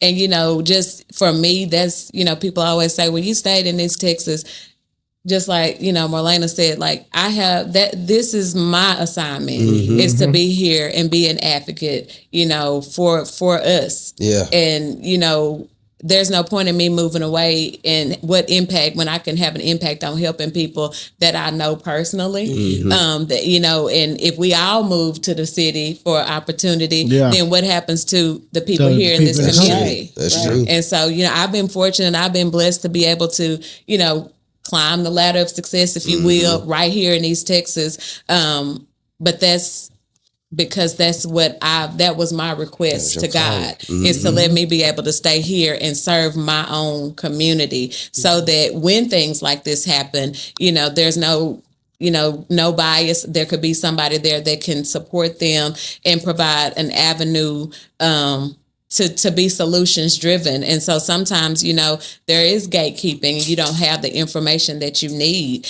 And so it's not that I'm working to be advantageous to you, but everybody needs the same information. Oh yeah. And so everybody needs to have the same playing field, just like everybody has the same 24 hours a day, to get work done and be successful, but you also have to have the same knowledge as everybody else. And so, that's one of the reasons that it's important for me to be an educational leader here, so that everybody can have that same knowledge base. Yeah. And again, I will say I do thank both of y'all on that end, because like you said, you a small time girl, and I mean, you know what I'm saying, you stand in these things, y'all both could have moved off and became something greater. But y'all choosing to use y'all gifts and uplift the small town folks. And I mean, at the end of the day, that mean a lot. On his situation, man, like how you were saying, Keith, he just had a previous situation where they say he stole something out the cafeteria. You told me about that when we was at the zoo. Yeah, I showed you. Yeah, I didn't like the word stole. Talk about it. He took some off of something off of a clipboard on the hallway. It was one of the marker. Yeah, he took like a marker or something. And they said he stole it. No, he took it. In my mind, because I mean, words matter. Yeah, words matter. That's what he Absolutely. said too. And you know what I'm saying? When you speak on a 5-year-old child, you know what I'm saying, as far as you labeling and saying what he done, you saying he took a marker from he didn't steal it. It's still in the possession of the school. For you to say you stole it, I mean, that kind of grind my gears there. But I say it's been a lot more situations in that hand of what you spoke on. But I mean, them right there kind of really grind my gears to where we want to do something a little different. One of the things is actually what I wrote my dissertation on, was about social emotional learning as well as culturally relevant teaching. And so we have to understand culture, and we have to understand behaviors. And so, what you say to my child matters, and how you say it, and how you say it matters even more. So if you're saying that, like you said, that he stole something, at 5 years old, what does that really mean? Completely means something because different. he doesn't cause any problems. He's very well mannered. You know what I'm saying? But that's a teaching opportunity for you to say, did that belong to you? Or this is the spot for this, this marker goes on this clipboard and it stays here. It's a teaching moment, and you have to teach those behaviors of how you want students to behave in a traditional school setting. Or just like, he's the only child at his house. He can get anything he wants. Everything there is his. And so you have to teach, like, okay, you're here at school. It's 20 other people that need this same marker for this spot. It's like, and you have to just teach those behaviors and just, but assuming, and that's a biased statement, because you're making an assumption that at 5 years old, he already knows what it means to be a thief. Exactly. And that's not fair. If he internalizes it, and now he starts to think of himself as that. It makes me go back to my third grade teacher told me, and I'll never forget Miss Oni, to you, girl. She told me because my granddaddy taught me how to write. And he taught me a signature. And so when in the third grade, I would sign my signature on everything. I'm just cursive writing. And she told me how stupid it was. And then she told me I wasn't going to graduate from high school and I wasn't going to be anything. So I didn't need a signature. She told me that. She told me that. And that affected me in the worst way. Like, I mean, again, if I didn't have good people at home, that really could have messed me up. Because I'm 43 still thinking about what she said to me at 9. So I think those things really do make a difference. And like you said, it's a teaching opportunity for them. But it just brings us back to why we have to educate our folks, why we have to put them in position, why they need to be trained appropriately to go into the schools, to be able, to be a resource and to be an advocate for our children. Let me ask you this. If you were able to be the one to say, hey, this is how everything goes, what would be the ideal class size for a teacher? Because I hear these big numbers, like 24 sounds like a lot of kids, a lot of personalities to manage. What would be the ideal number? We talking like 7, 13, 15? Well, like, what's fair? What's fair is based on the needs of the student. So I think for like kindergarten through second grade, or kindergarten through fourth grade, really the ratio is 22 to 1. Goodness but if gracious. You have, a certain makeup or a certain group of students that need more support, then maybe a kindergarten class should be 15. So I think it depends on what your district. There is a system that we can follow where we can look at and schedule by demographics, or we can do ability grouping. There's so many different ways to do things. And so you just kind of have to be creative when you're looking at that, because that's also money. So how many teachers per school can you, I just audited our elementary FTEs, but there is a certain way to audit. Like if the end goal is to increase achievement for a typically low socioeconomic school, then I may give more teachers per student to this group because I want them to have a smaller group size, as opposed to another more affluent school. I may give them the 22 to 1 ratio so that I could give this other school 15. And so you just have to think about, you have to be student outcomes driven in everything that you do. And so what's best for kids should always be on the forefront, not just what's easy, not just what we've always done. What is it at this time that this group of students need? And so every 2 to 3 years, you have to reevaluate that and say, okay, this is the shift, or this is the trend according to our data for this school. So then what do we need to do to ensure that this school either grows or remains successful? So you just have to really look at data and think outside the box on how you can structure, the school setting, because you can do a lot of different things. Like I said, we've ability groups sometimes. We have also like typically K through 2 is self-contained, meaning that, they stay in that same teacher's classroom all day. So I've also created where second grade, second semester, I departmentalize them, which means that this teacher only teaches reading, this teacher only teaches math, so that I can then number one, prepare them for third grade where they will have separate different teachers. And then number two, I can also second semester ability group based on that data. I can move the high kids in a certain group. I can move the middle of the road kids and I can move the lower kids so that I can grow them according to their capacity. Yeah. So you just have to, it's always a moving it's a moving puzzle. And so, I got kind of frustrated probably like my third or fourth year as a principal because I'm like, I'm never going to finish building this house. Like, I get something together and then it all crumbles down. Yeah. But that's just the reality to it. In a school system, you're continuing to build this house. You're continuing to build it. You're never done. Y'all just keep passing it down.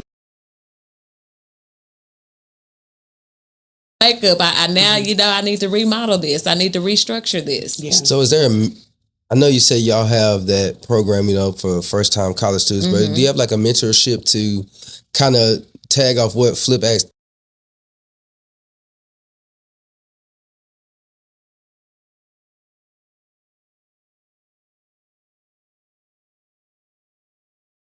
Did I need to get this? As soon as I get this, blah, blah, blah. And then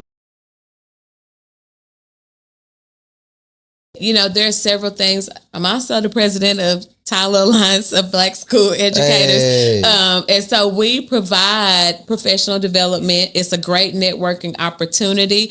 Texas Alliance of Black School Educators is National Alliance of Black School Educators. And so I'm the president of Tyler area, which is a local affiliate. And so, within that has presented several opportunities for me to kind of determine my career path, if you will, from professional development sessions or networking sessions that I've been a part of. And so 2 years ago, I was in a central office professional development, just thinking like, what do I do next? And so this year I actually presented because I've made it to central office. And so, just kind of seeing those milestones and proving to people, like, if you set a goal and if you you have to know the information. And so you have to connect with someone. So like for me, as a principal, what good would it be for me to continue to collaborate with a principal when I know that I'm trying to move up? So my mentor is a superintendent. And so, just drilling me on as I was, getting ready for this job, I can't talk to another principal because they're not in that seat. I need to talk to somebody that's already been in this seat. And so really making the correct connections, if you're wanting to grow, it's something that, you have to decide, as central office, there's so many avenues, for student services. We talked a long time about safety just a few minutes ago. And so that's a totally different area than what I do. Counseling, that's a totally different area. So you just have to kind of determine within education, where do I want to hang my hat? What do I want to try? Okay. So let me ask you this. Seeing how you said that, is it something that you would be willing to tell your teachers or walk past students and tell them to, if you want to be something, follow what you want to be? Look at what you want to be, you know what I'm saying? Study the person that you want to become. And I think, with the college and career military readiness, that has started like at the middle school area. And so we have to figure out ways to find our students' interests. And so if it's engineering, if it's nursing, if it's fine arts, we have these choice schools in most districts now that students can attend to kind of figure out, what they want to do. Like in Marshall, we have a STEM academy, we have a fine arts academy. And then at the high school, we're expanding our STEM program from junior high, like truly building a junior high STEM cohort, whether it's in, engineering, robotics, or healthcare, so that those students can have a semester of exploring engineering, robotics, and then they have a semester of exploring healthcare. So by the time they get to high school, they have a clear path. And if they whatever they're choosing for post-secondary education, whether it's one student, we had a career in technology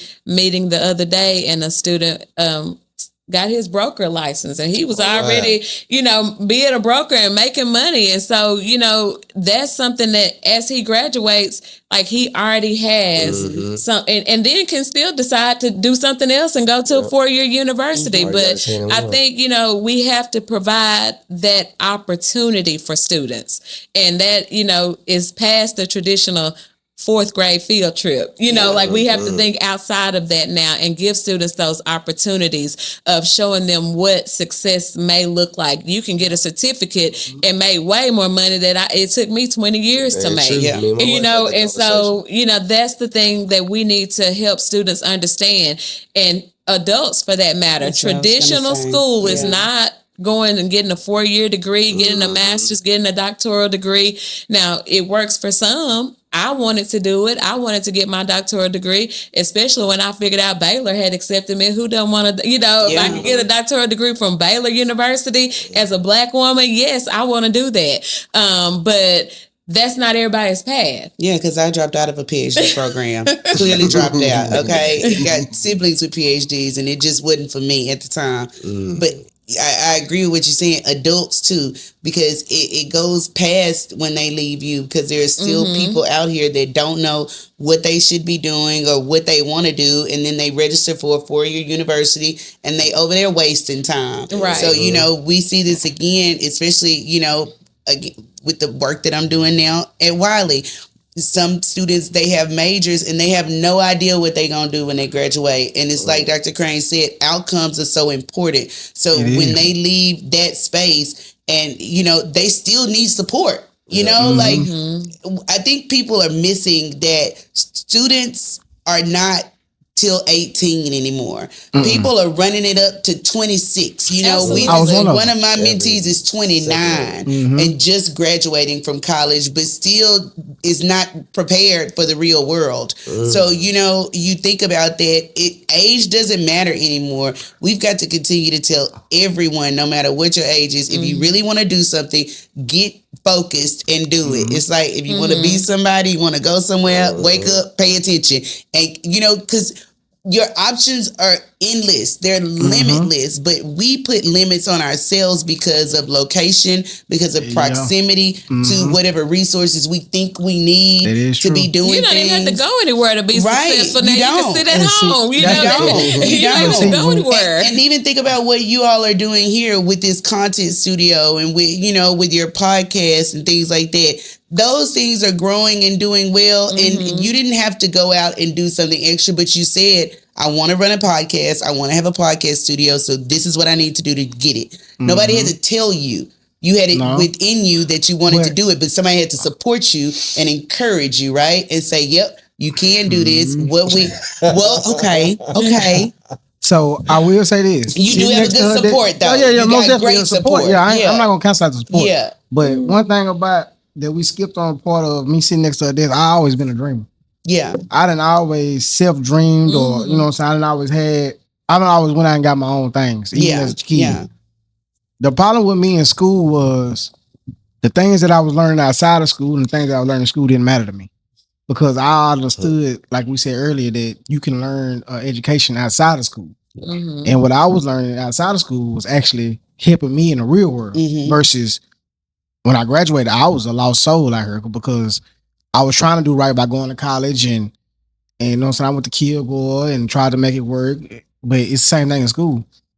You teaching me something that I have no purpose on using at the end of the day. And then when I go out here and I do my own thing, I'm good with it. But the problem I had was I didn't have anybody in my corner to tell me that, hey, you doing right. You know what I'm saying? Hey, go ahead and keep pushing what you're doing. You know what I'm saying? Make it happen. Instead, I was hearing, nah, don't do that. Nah, I wouldn't do that.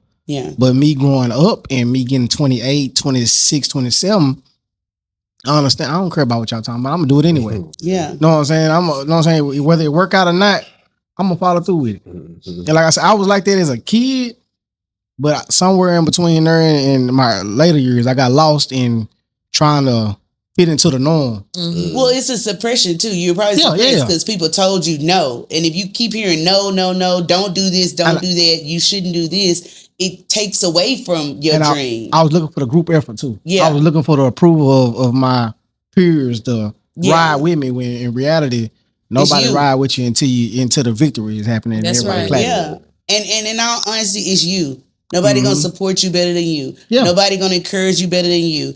You know, it's you. And so, but we've got to put that back into people. We've got to put that back into people and reiterate to them that you are your own superpower. You can create anything you want to create, and you can be anything you really want. Like, you really in real life can do it. Yeah, you really can be a superhero. You really can if you really wanted to. If you want to make you a suit tonight and go out and fight crime, you really could do that tonight. Boom, superhero. Yeah, boom. And to stop, and also for people to stop minimizing their successes. Right. You know what I mean? It's not a little this. It's not a little that. It's not nothing you do is little. You learn how to tighten shoot them all. Yeah, if you've done it, you are a success. And we've got to start celebrating people in those successes. Yeah. That's right.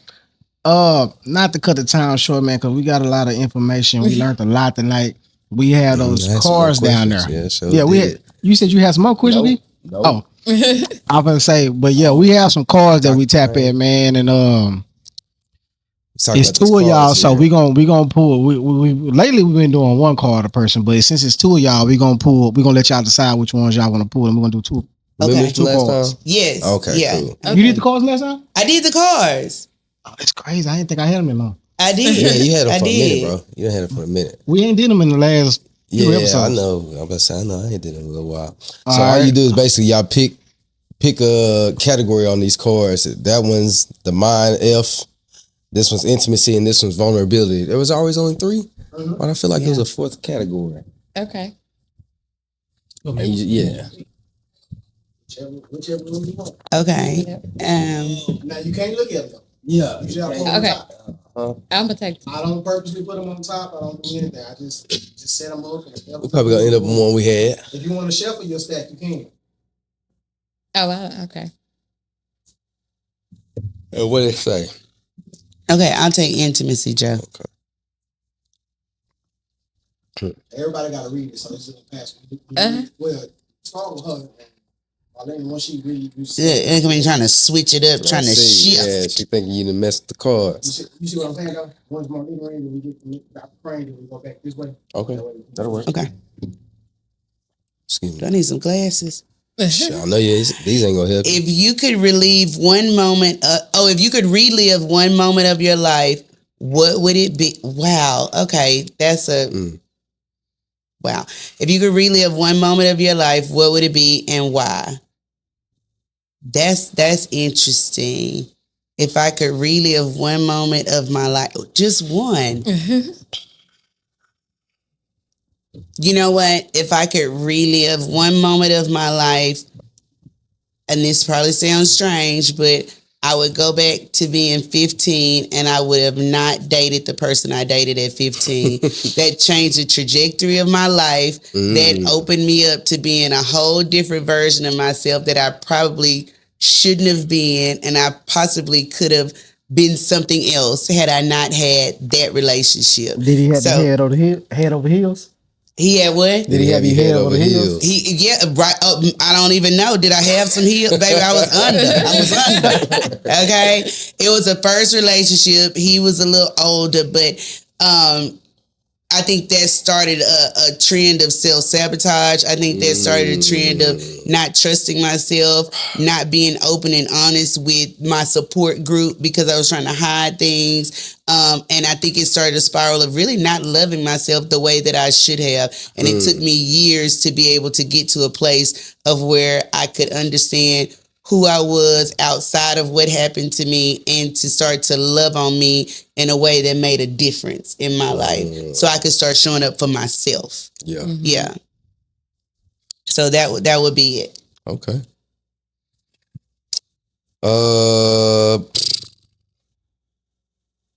What would it be? I don't know. I should have been thinking about it instead of I was too in tune to what you were saying. I should have been thinking about it. What would I relive in my life if I could choose one moment?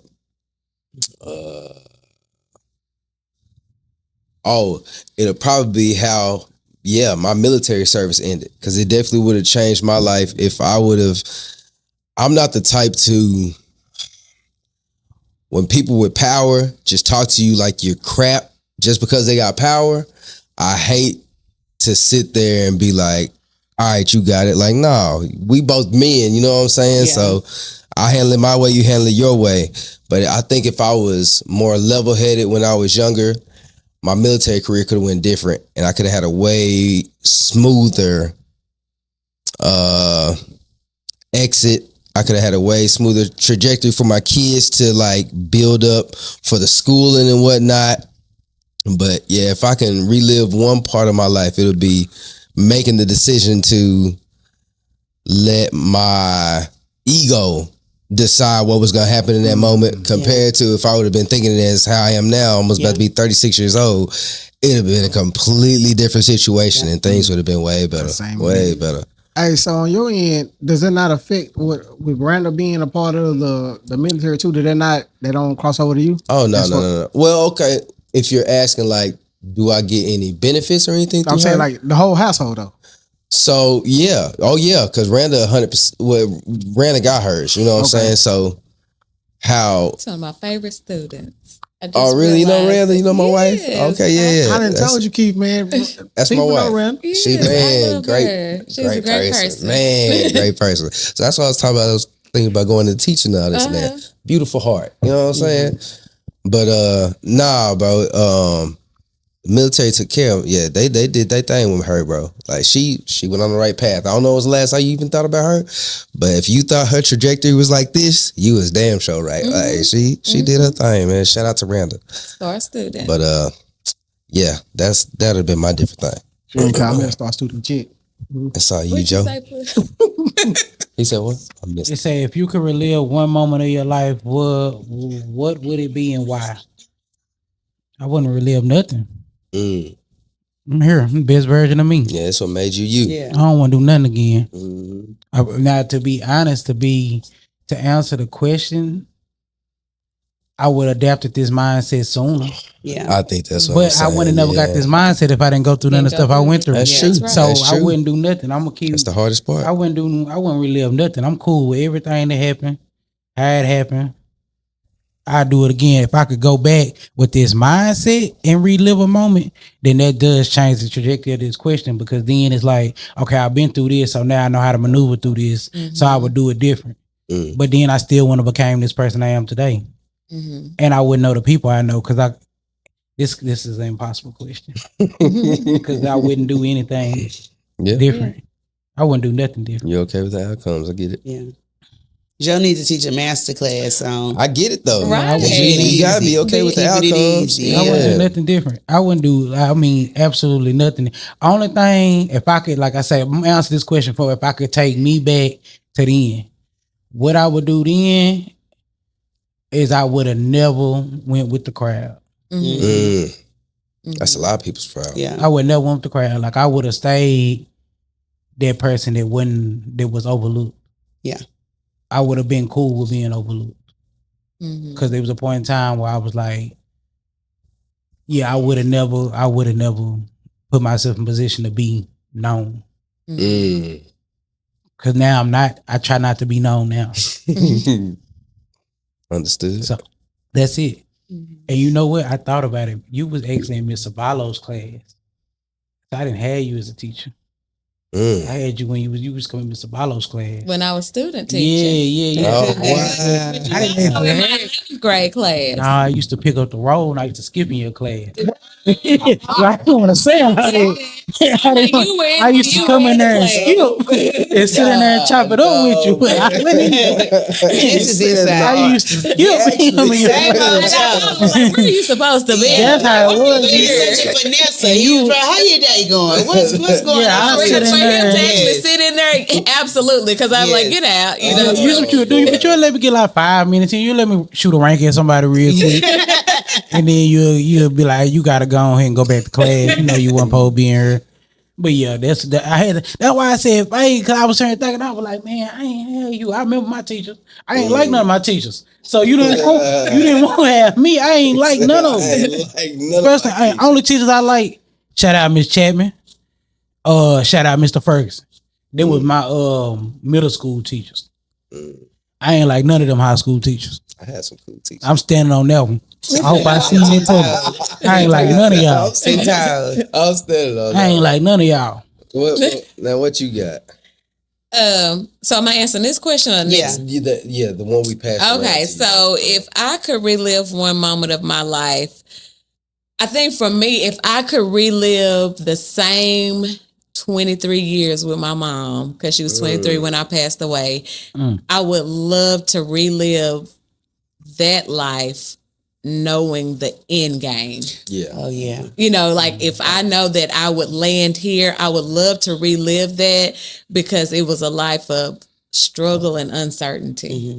And so if I knew the end game, it would allow me to actually enjoy the time that I had with her rather than always being in survival mode or, you know, rather than always being in hustle mode or rather than like living so fast. Like I was just so focused on being grown. Really? And taking care of business. And I guess, you know, that has made me who I'm the person that I am today. But if I would have known that I could still achieve those things, regardless of how much time I had or didn't have with her, I would love to relive those 23 years with a totally different mindset of appreciation, gratefulness, and just a little bit more just not living in survival mode. You know, that was hard for me growing up because I always felt like this huge responsibility. Yeah. And like I, you know, scared to fail, scared to take a risk because there was no fallback. No safety net. It was no safety net. It was no fallback. And so it was always like living, you know, for like, okay, if I do this, I can't do this. If I do this, you know. And so if I could relive those 23 years with a totally different mindset, I think that would ease my mind of like we had a great relationship, but like I could ease her mind to say, I'm gonna be okay. Yeah, that's big. I'm gonna be okay. That's big. That. And now we're on the black one that's in your hand. I think that's the black one you have, yes. Okay, so this one is, what is your biggest regret? What are these questions, Flip? I think I said this last time. What are these your questions? biggest regret? I can't I answer. think, I bought it. wow, this is a little. My biggest regret would be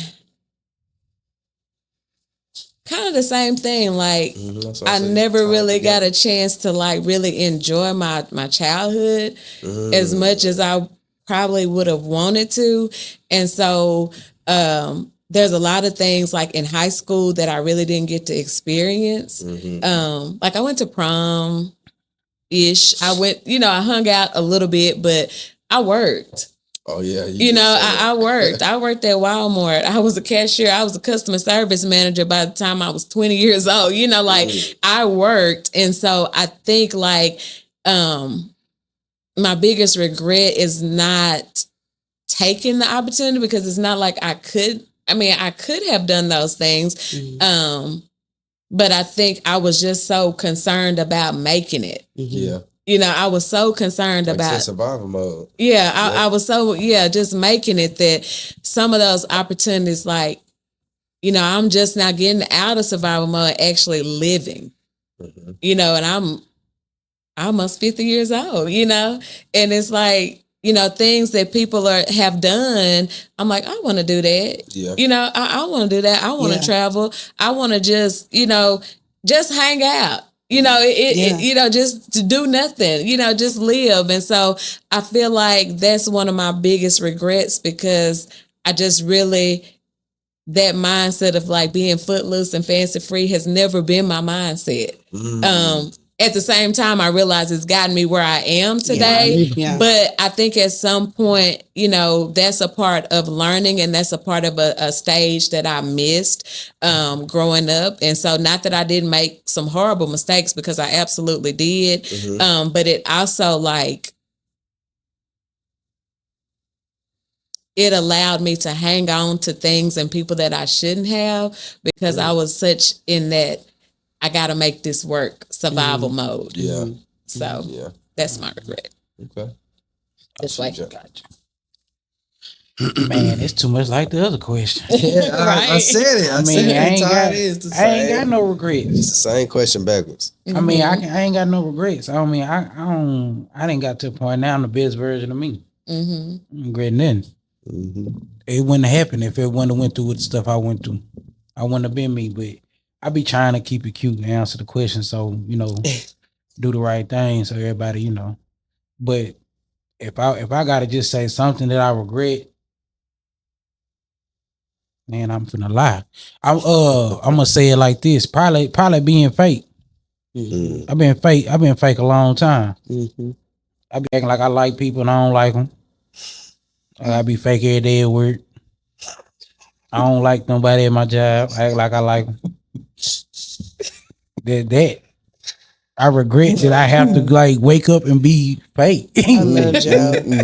I don't like this. I don't That's a I don't valid. like acting like I Yes. like stuff and I don't like it. But society that. puts you in that position to where you That's have to be right. cool. You just want to be authentic. Yeah, like I don't like some days I wake up, I don't want to talk. Yeah. And I don't be you, but you can't do that. Some days I don't want to help people. Some days like I don't want to help nobody. Like if you call me, you be like, "Hey Joe, can you do this for me?" I want to tell you no. Mm-hmm. I regret that I don't tell people no.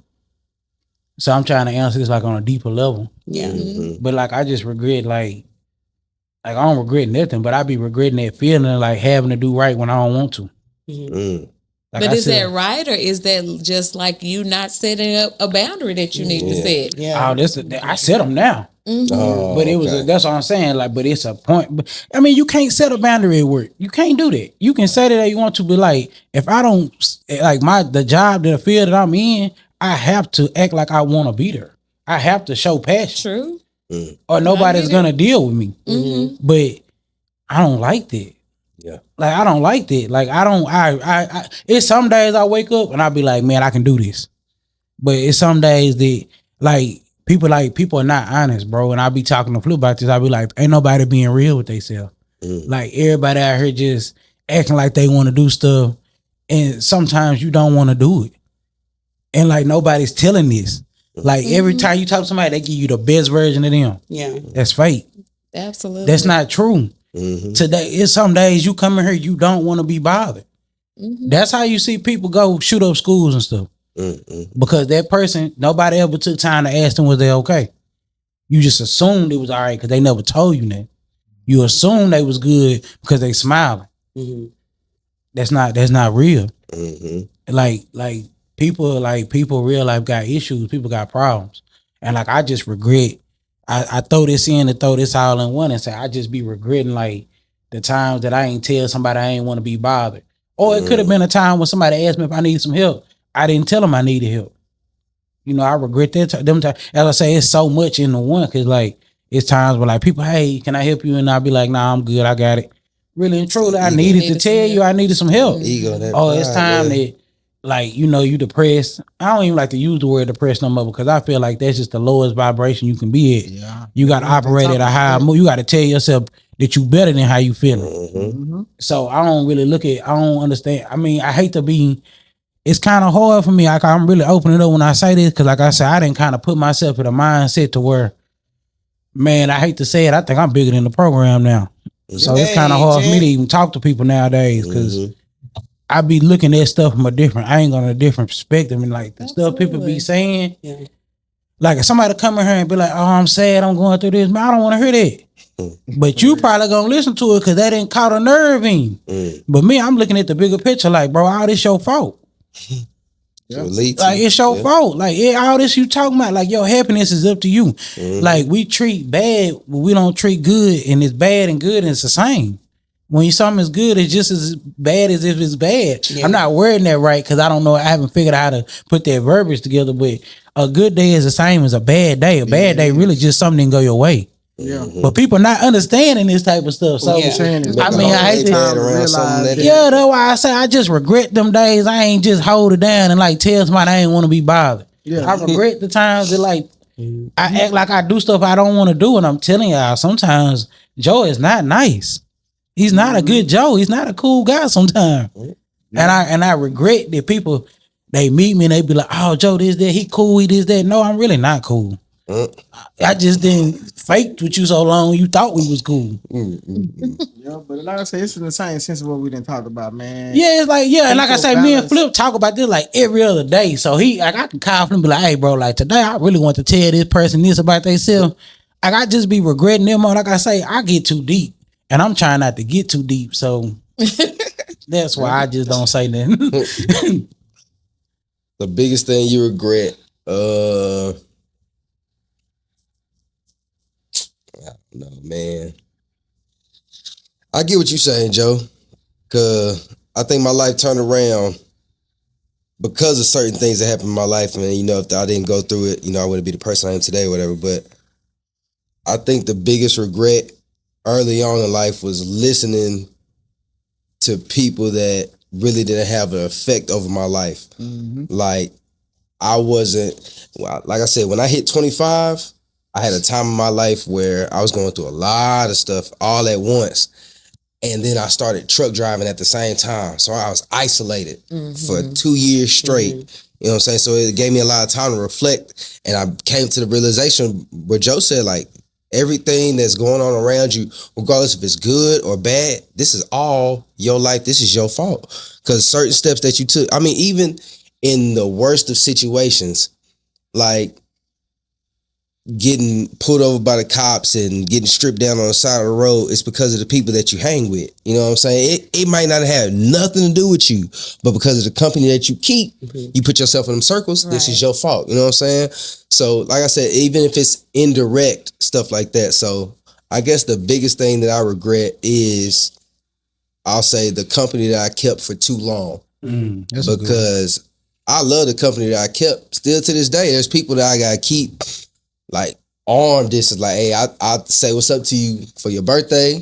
If I'm in the city, I kick with you every now and then, but it ain't like something that we gotta keep this same type of relationship going. Like I said, I ain't trying to piggyback, Joe, but I get what you're saying, man. Like, and I don't feel like it was ever being fake, but it was more of a, man, we at a certain time, even if I didn't have a relationship with a person, at a certain time, if I met you somewhere and you're still there, but I'm moving on in different spaces in my life, you know what I'm saying? So it is an aspect, it is kind of being fake, like not telling them, hey, I just don't fool with you like that no more. You know what I'm saying? But I don't know.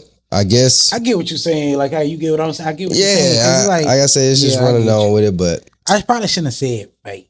No, but that's the thing. I think it's more so about that's how the you best evolve word you can use. as a person. Right. How you That's have true as well evolved, too. That's you true as know? well too. Probably because it ain't been. Like I say, I say fake because I be trying to, you want people to relate. But I think that's the best word you can use. Yeah, though, like, Joe. but to that's at the the end most. of the day, it's kind of like, bro, like I really didn't want to answer the phone for you. And like I'm sitting here on this phone listening, and I'm not being genuine with you at all. But my reaction to you is like, Joe really rocking with me. No, I'm not. I think Joe. everything you saying is some bullshit. But Come on, bro. And we gonna Everybody pray made you it to get that to the point. place where you can say, bro, I can't. But you should I be just- able oh to no, I'm tell there now. them. No, I'm there now. But that's what I say. Regret. I regret Yeah. back in the day. Okay, yeah. That's That's what what I I'm say. saying. Back then, I used to. I didn't want Like to back in the day, piggyback, I used man. to sit in a room. I'm gonna say honest because we try to be honest on it. Back in the day, I ran with a group of people. Now that I'm old and I look back, I don't like none of them people. I Yes. never did. Yes. Okay, I can see that. I was sitting here trying. I was like, okay, I was having a good time with these people. I like the stuff we did. Yep. I like the times we had. I love the memories I have. But when I look back and really start writing on that chalkboard, I started realizing I really didn't like you, and I should have just separated myself from you Yeah. because I wasn't being genuine. Right. Yeah. So I built a bond off bullshit. Boom, here we are. Yeah, exactly. That's right. And it's a lot of And these we shit. all suffer from that, from I like built a cutting bond. things Boom, off. here we Yeah, are. we all do that, not That's cutting right. things off in a timely fashion. Like I say, it's people. I mean, like I say, and I talk about this. I know people. with that. I feel like I say it's a lot that's in change with me just by the week. Like I say, like since the last time I seen you, like I was drinking. Now I don't drink. I haven't had a drink in like 85 days. I'm gonna hit 90 days this week. I seen him last time. So now I was drinking last time I seen you. Oh yeah. Yeah, I was drinking. Yeah. But now I don't drink no more. Wow. So it's like now I got a whole different perspective on stuff. So it's like I got like a clear like you probably was thinking like, dang, Joe ain't really talking like that because like now I'm sober. Yeah. So I don't have nothing. Back then that was me.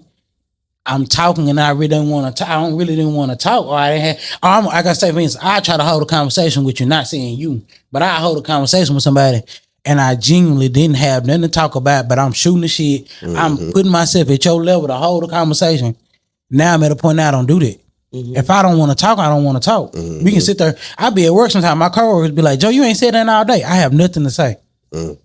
I'm so proud of you, Joe. And they be like, dang, Joe, you act like you don't want to do. It's not that I don't want to be around you. I just don't have nothing to talk about. You I don't want to. conversation. I don't do small talk. Like I don't care about what you did last night. That's my I don't. person. Yeah. I don't care about your dog. I don't. But how big of you to be able to get to this point? Yeah, I'm looking. This is great. It's okay. Yeah, that's why I say I'm authentic now. Cause now That's right. Now I take, like for instance, now if I go somewhere and somebody speak to me and I don't want to speak, I don't. It's times I tell Flip I seen such I ain't speak, and I'll be like they act like they ain't want to speak, so shit I didn't speak. Well, I'm speak and I'm for. standing on that. I hope they told somebody I was acting funny, so it can come, so we can talk about it for real. Yeah, I tell you all the time.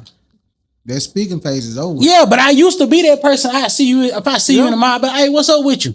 I speak to everybody. Genuinely, I didn't want to say that. What's up with you? Because I feel like you didn't want to speak to me. Yeah. And you be so now that I got this energy, it's times where I go places, I see somebody that I went to school with, I know somebody, they don't speak, and they looking at me like they trying to figure out if I'm finna speak. But I don't want to speak, so I'm not speaking. Yeah, you started over. So we're not gonna speak. Yeah. But back in the day, I'd And be that that's person. fine. Yeah, and I'm cool. I'm cool with It that now. But it is. was a point in time in my life that I was not cool with it. Yeah. Like I didn't have that confidence. That's why I said it last week. Man, I got a confidence in myself now to where I'm not really. I'm trying to stop cussing now. But I'm not fucked up about that. Yeah, I'm just not. Like it was a point in time where I'd be like, man, that's not cool. You gotta be a people's person, you gotta be that. And that's kind of why I had a lot to say kind of when you were saying about people don't support. Yeah. Man, these niggas ain't right. But I didn't want to be that person to harp down on people and start talking about how people doing their actions and stuff. But you should have though. That's open mind though. That ain't for me because I got people watching me that I can't put that version of me out. But what you saying, Flip kind of tried to tell me that because like I told you, when I seen her at that sandwich shop, I said, bro, I think she really do got motion. And you like, bro, they gonna flip. I was like, I don't understand that. Not out here. I mean, people like it got to do with the structure, man. Like I say, a lot of times we glorify shit that don't matter. And that's what the problem is. Like for instance, everybody in here like football. That's some bullshit. Y'all watching some bullshit. Yeah. Why y'all watching grown men run around and playing sweat? Why y'all doing that? Like that shit don't mean nothing, bro. I get it if you watching on a betting side. You making some money. I got a partner got a betting company. He watch it just strictly out money. But you sitting there watching it for because they say he good. Because he say he good. You're a follower. You want to see his talent. Yeah, you're a follower, bro. Like I'm not judging nobody because I know everybody probably watch. I watch sports too, but I look at it from a different perspective. Like, bro, we only watching this because everybody say most people who the Cowboys fans that because they daddy was a Cowboy fan, they papa. You don't like the Cowboys because you want to. You like them because you've been told to like them. Yeah, see, I don't like sports at all. Yeah, that's what I'm saying. Like I say, I look at it from that standpoint now. I be like, y'all are being kind of weird. That's my Like mentality. you're not really liking. And I say I'll get off subject, but what I'm trying to speak on and trying to say is that, like for instance, a lot of times when it comes to like for leaders, people looking at leaders and stuff like that, and I'm finna shout my partner out when I say this. A lot of times we gonna always look at the person who look the best, present themselves the best, good in sports, good in this, good at that. Man, that don't matter, bro. Man, I had a partner this week, just man did let out one of their lifelong dreams. But when you see him, he look like somebody you wouldn't want to talk to. But he got more motion than everybody I know. And I can say that. I ain't gonna shout out my brother Cody, man. For real. Cause like now everybody hit me. Dang, I see your boy woo. Why you didn't see him before he did that? Yeah. Like I didn't took all that as disrespect, to be honest. Yeah. I was one of the ones who hit you though. But I was gonna say I didn't take you, but it's like other but Flip, you know me and you talk, bro. I'm speaking on these people. I'm speaking on these folks that like don't really even talk to me like that. Like it was people who would text me who I don't even talk to. Oh, I see your boy made it. Woo. Man, why you wasn't checking for him before he made it? Why you didn't salute him before he made it? Y'all was trying to get him to sell merch when he was on the show, huh? Man. So, man, let me tell you, man, it's the story deep on that. Like I say, my bro put out a book, and I've been telling him to put out the book. Yeah. Like I said, it's crazy because when Flip hit me, I already knew about it. I ain't even tell Flip, but I'm that type of person. If you come to me and tell me don't tell something, I'm not telling you. My bro was like, "Hey man, don't tell nobody." He was like, "Just keep it on the low." Really, he didn't want me to tell nobody because it's a whole nother story. I'll be honest, I'll be transparent. My bro got anxiety. He was scared. He didn't know if he was gonna do it. So he was like, "Don't tell nobody, cause what if I don't go?" He was like, cause he had some other opportunities. He didn't take them because he let anxiety get the best of him. I hope you don't mind me telling it, but I be working with him about that. And I was just like, cause when he told me, I was like, bro, you gotta go. Like, do not. I'm not trying to hear that, man. I said, man, this is your dream, bro. Yeah. And you telling me, I said, I'm a firm believer. If it's for you, you gonna get it. Yeah. If you don't get it, it ain't for you. You might have to double back, come back, do it again. But it's gonna work out for you. It's a lot of stuff I done did. It didn't work out. It wasn't for me. Yeah. Now, if I want to keep going, that's up to me. I should keep going if I want it, but be careful with that because that's a sign of insanity too. If you keep doing the same shit, so be careful. I mean, that's why I say, man, since I done got so man, my brain going. So my brain, I already been ADHD, but now I embrace my ADHD. So I be thinking about stuff, loops of stuff. Yeah, I just be like, I get in a loop and just start thinking. But I say that to say that, like I got off a little subject a little bit, but like I say, we glorify shit that don't. I'm trying not to cuss shit that don't matter though. Like, you ain't supposed to be making somebody popular because they good at a sport, bro.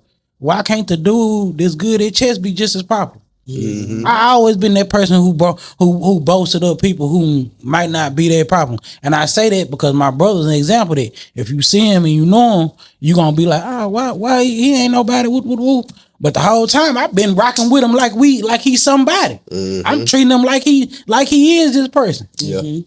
And then that's why I say it kind of rubbed me wrong. People, they were calling me, text me, dang, what? I'm like, bro, y'all should have been rooting for him before he did this. Y'all should have rooted for him before he ever showed y'all this person or what he was doing.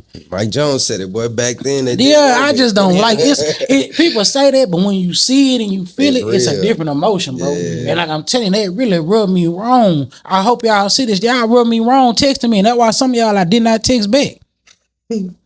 And that's from Joe. Yeah, I didn't text. There's some people saying, I seen you, boy. What I ain't texting you back. Joe, if he don't text you back, don't hit him no more. Because you know what it is. Yeah, for real. On your card. Well, I was just, I'm over here co-signing Joe.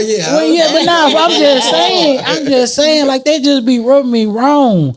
Like, I just don't like how we glorify shit that don't matter. Like, we glorify like popular people, and that's what I go back on to what you were saying. Like it shouldn't matter that this person did that. This person got the right message. That's all that matters. Yeah, it shouldn't matter what they look like, how they hair look, none of that. Don't get me wrong. Presentation is everything.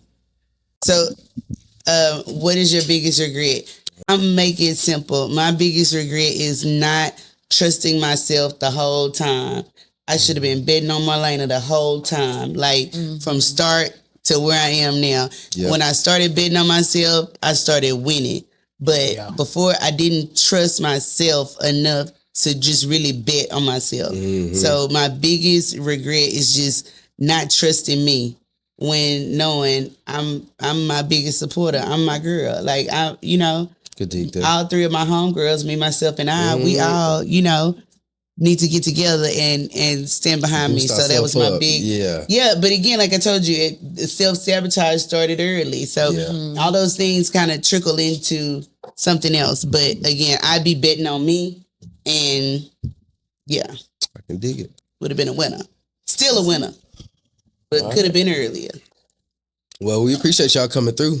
We really do. Nah, for real. I feel like I learned a lot.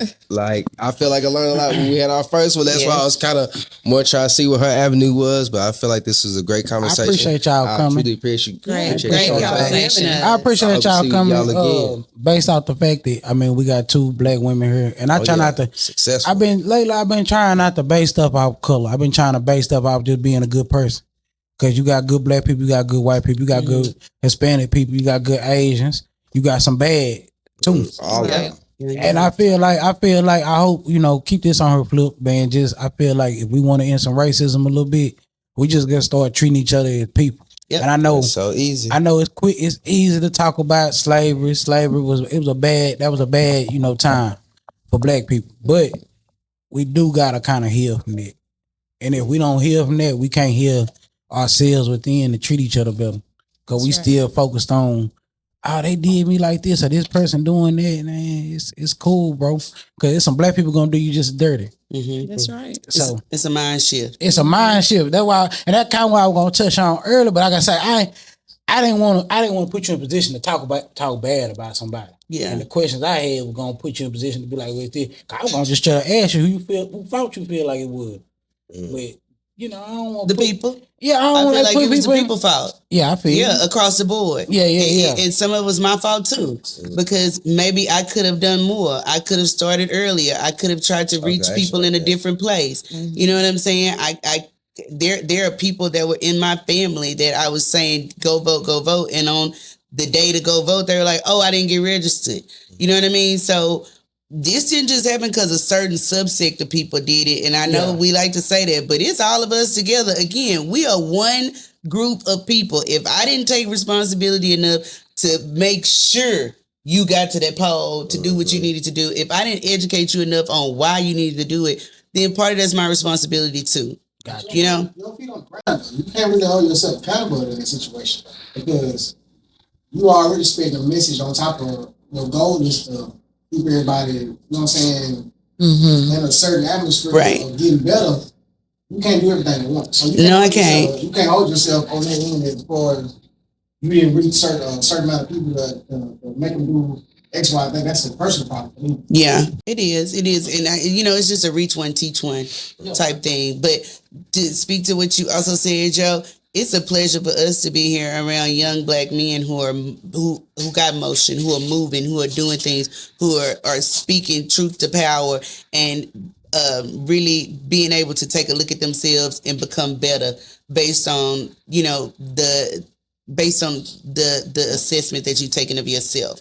So it's a pleasure for us to be here, I believe, and to even be able to take in the knowledge that y'all are giving us, because you come from a space that I haven't been in, you know what I mean? And that I'm not in. So again, I just think I like the sharing of information. It's always good for me to be in a place. That's how I looked at it. I appreciate it. But what I was going to say, I don't know, this is what I was going to ask. I was going to, because you touched on it, but I didn't, like I say, I didn't want to turn this into like how I feel, my situation, talk about who I was as a kid, because that ain't, I don't want to glorify not going to school or going to class. Like I don't glorify that. Like I got a nephew who I'm trying to keep straight, and I don't like talking to him about my past at all. But I say that to say, why in school? And you might not even be able to answer. It might be too big. But I feel like in school, and I know things have changed from when I was in school. But it's kind of true. I want to just let you know that it is real what you said. Like, I feel like they gotta like focus on like people. Everybody don't want to go to college.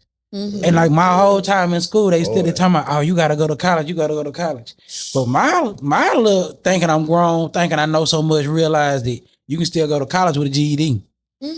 So I was like, why do I have to come to school every day when I can just drop out, get my GED and still go to college? That's why I didn't go to class. Like when I'm older, I can tell people I didn't go to school because I realized I can drop out, get my GED and still go to school. I realized that at like 15. I was like, I don't need to be here. Like y'all are here because y'all get paid. Well, no, I only knew that. I also knew that you get paid. Like they get like schools get paid on how many students sit in class. Yeah. So I was like, I'm not gonna help. I don't even like y'all teachers. Yeah, I was like, I don't like y'all teachers because I ain't finna help y'all get paid. I hope y'all don't get paid. No offense. That's just. Unfortunately, I had a lot of teachers that just wasn't very good. I hate to say, shout out my home ec teacher though. I said I ain't like all teachers, but I did like her too.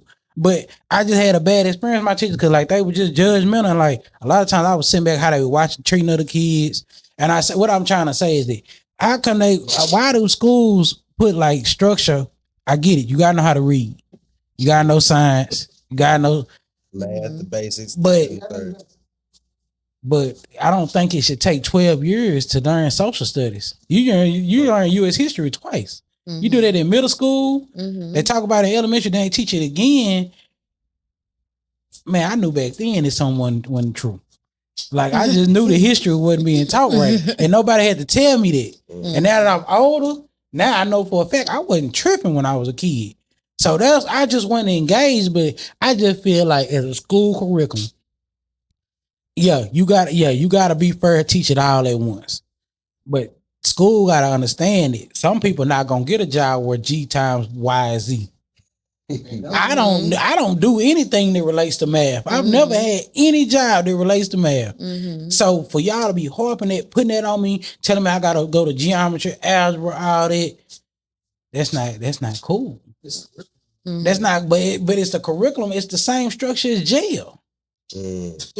Are we being honest? School is built just like jail. They teach you it's same jail, working school are all the same 3 in 1.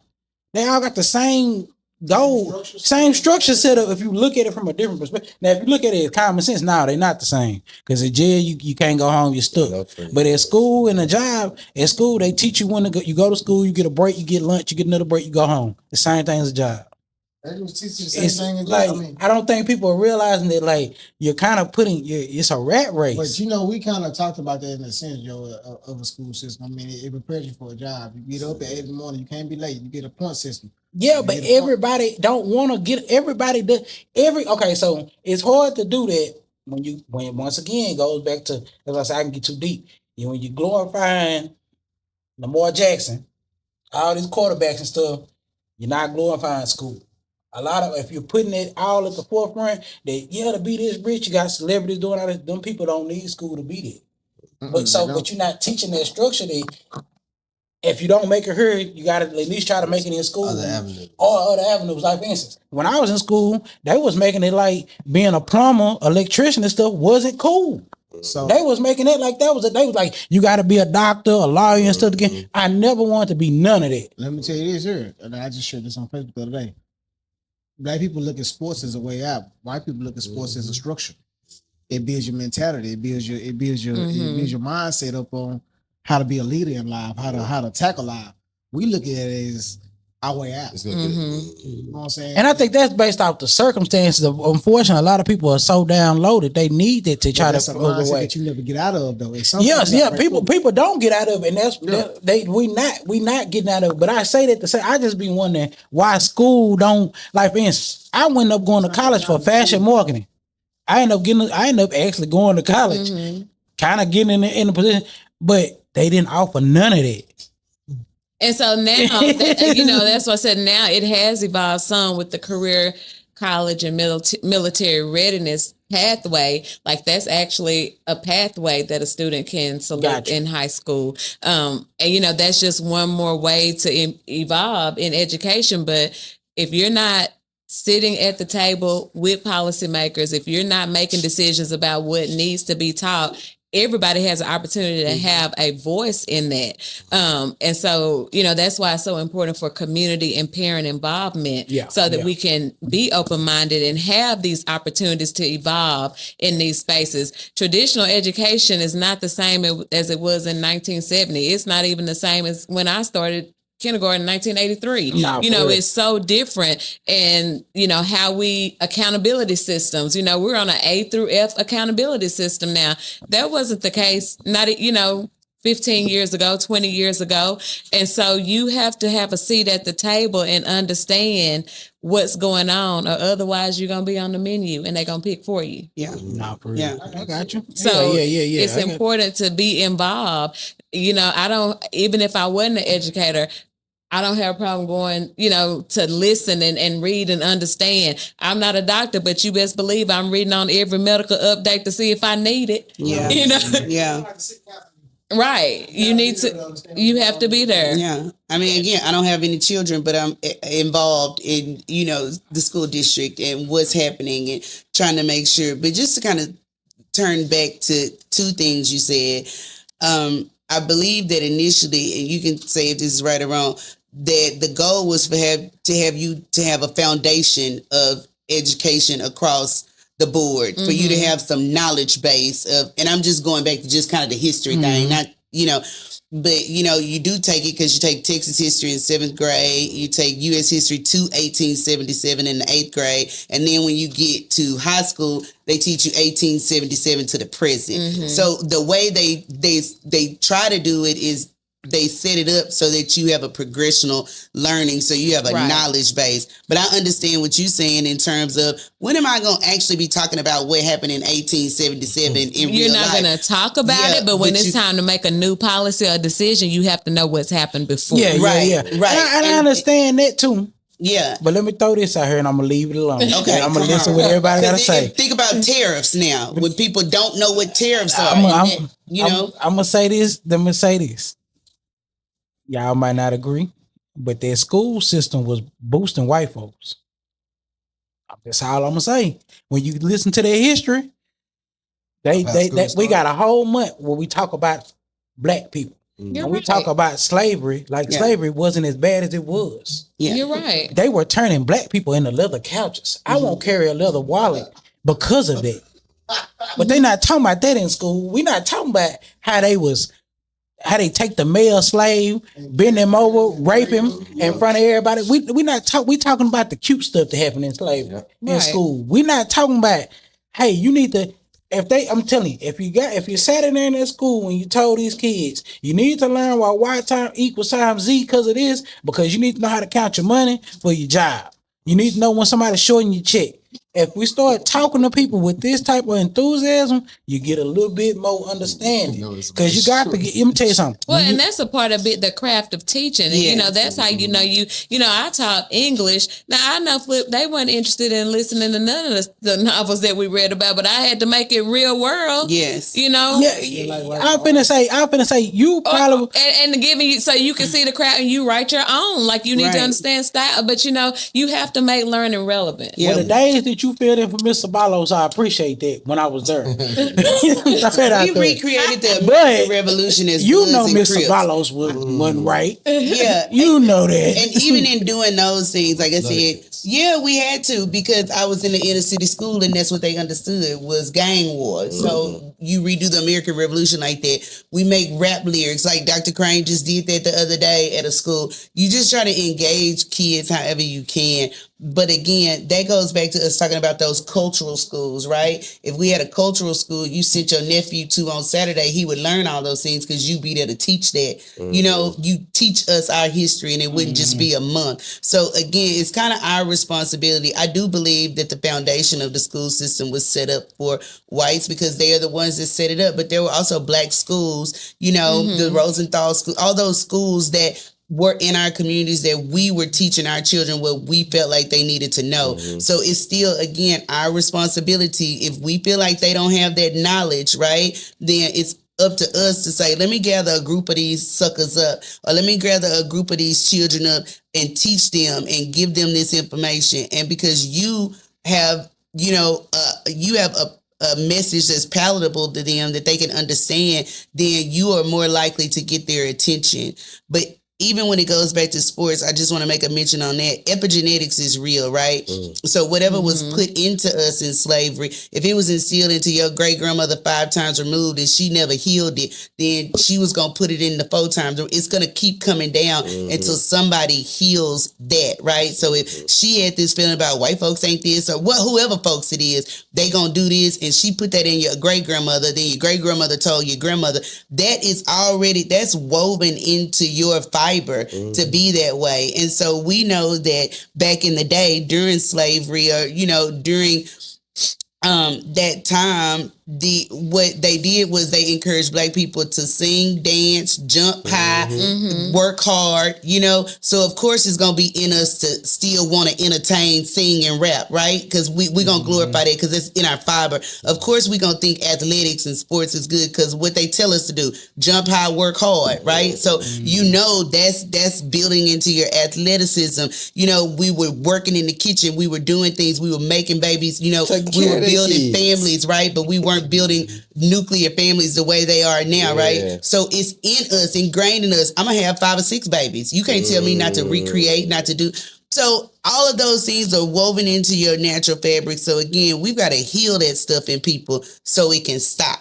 It's epigenetics, I think I can get. I ain't gonna get too. I'm with you, and I think again we got to start doing more. We got to pull our own kids in. We've got to pull our folks in and start teaching them what we need them to know, because it's a lot of people that don't know the information that you have. You know, so I just think it's important for us. Again, it's up to us.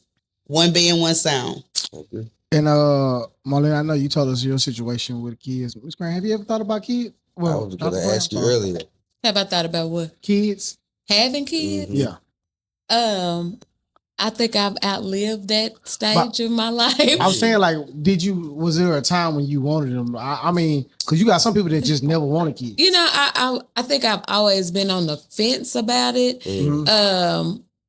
And I could just be completely transparent and honest and say, like, my childhood, it wasn't like nothing bad happened. Mm-hmm. But I would say, you know, like, my family dynamic from the time up until I was about 10 or 11 years old was my grandparents, my mom, and my uncles. Like, we all lived together. Mm-hmm. My grandmother died when I was in the 6th grade, and then the following year, my mom got sick. So it just kind of like shifted my whole family dynamic.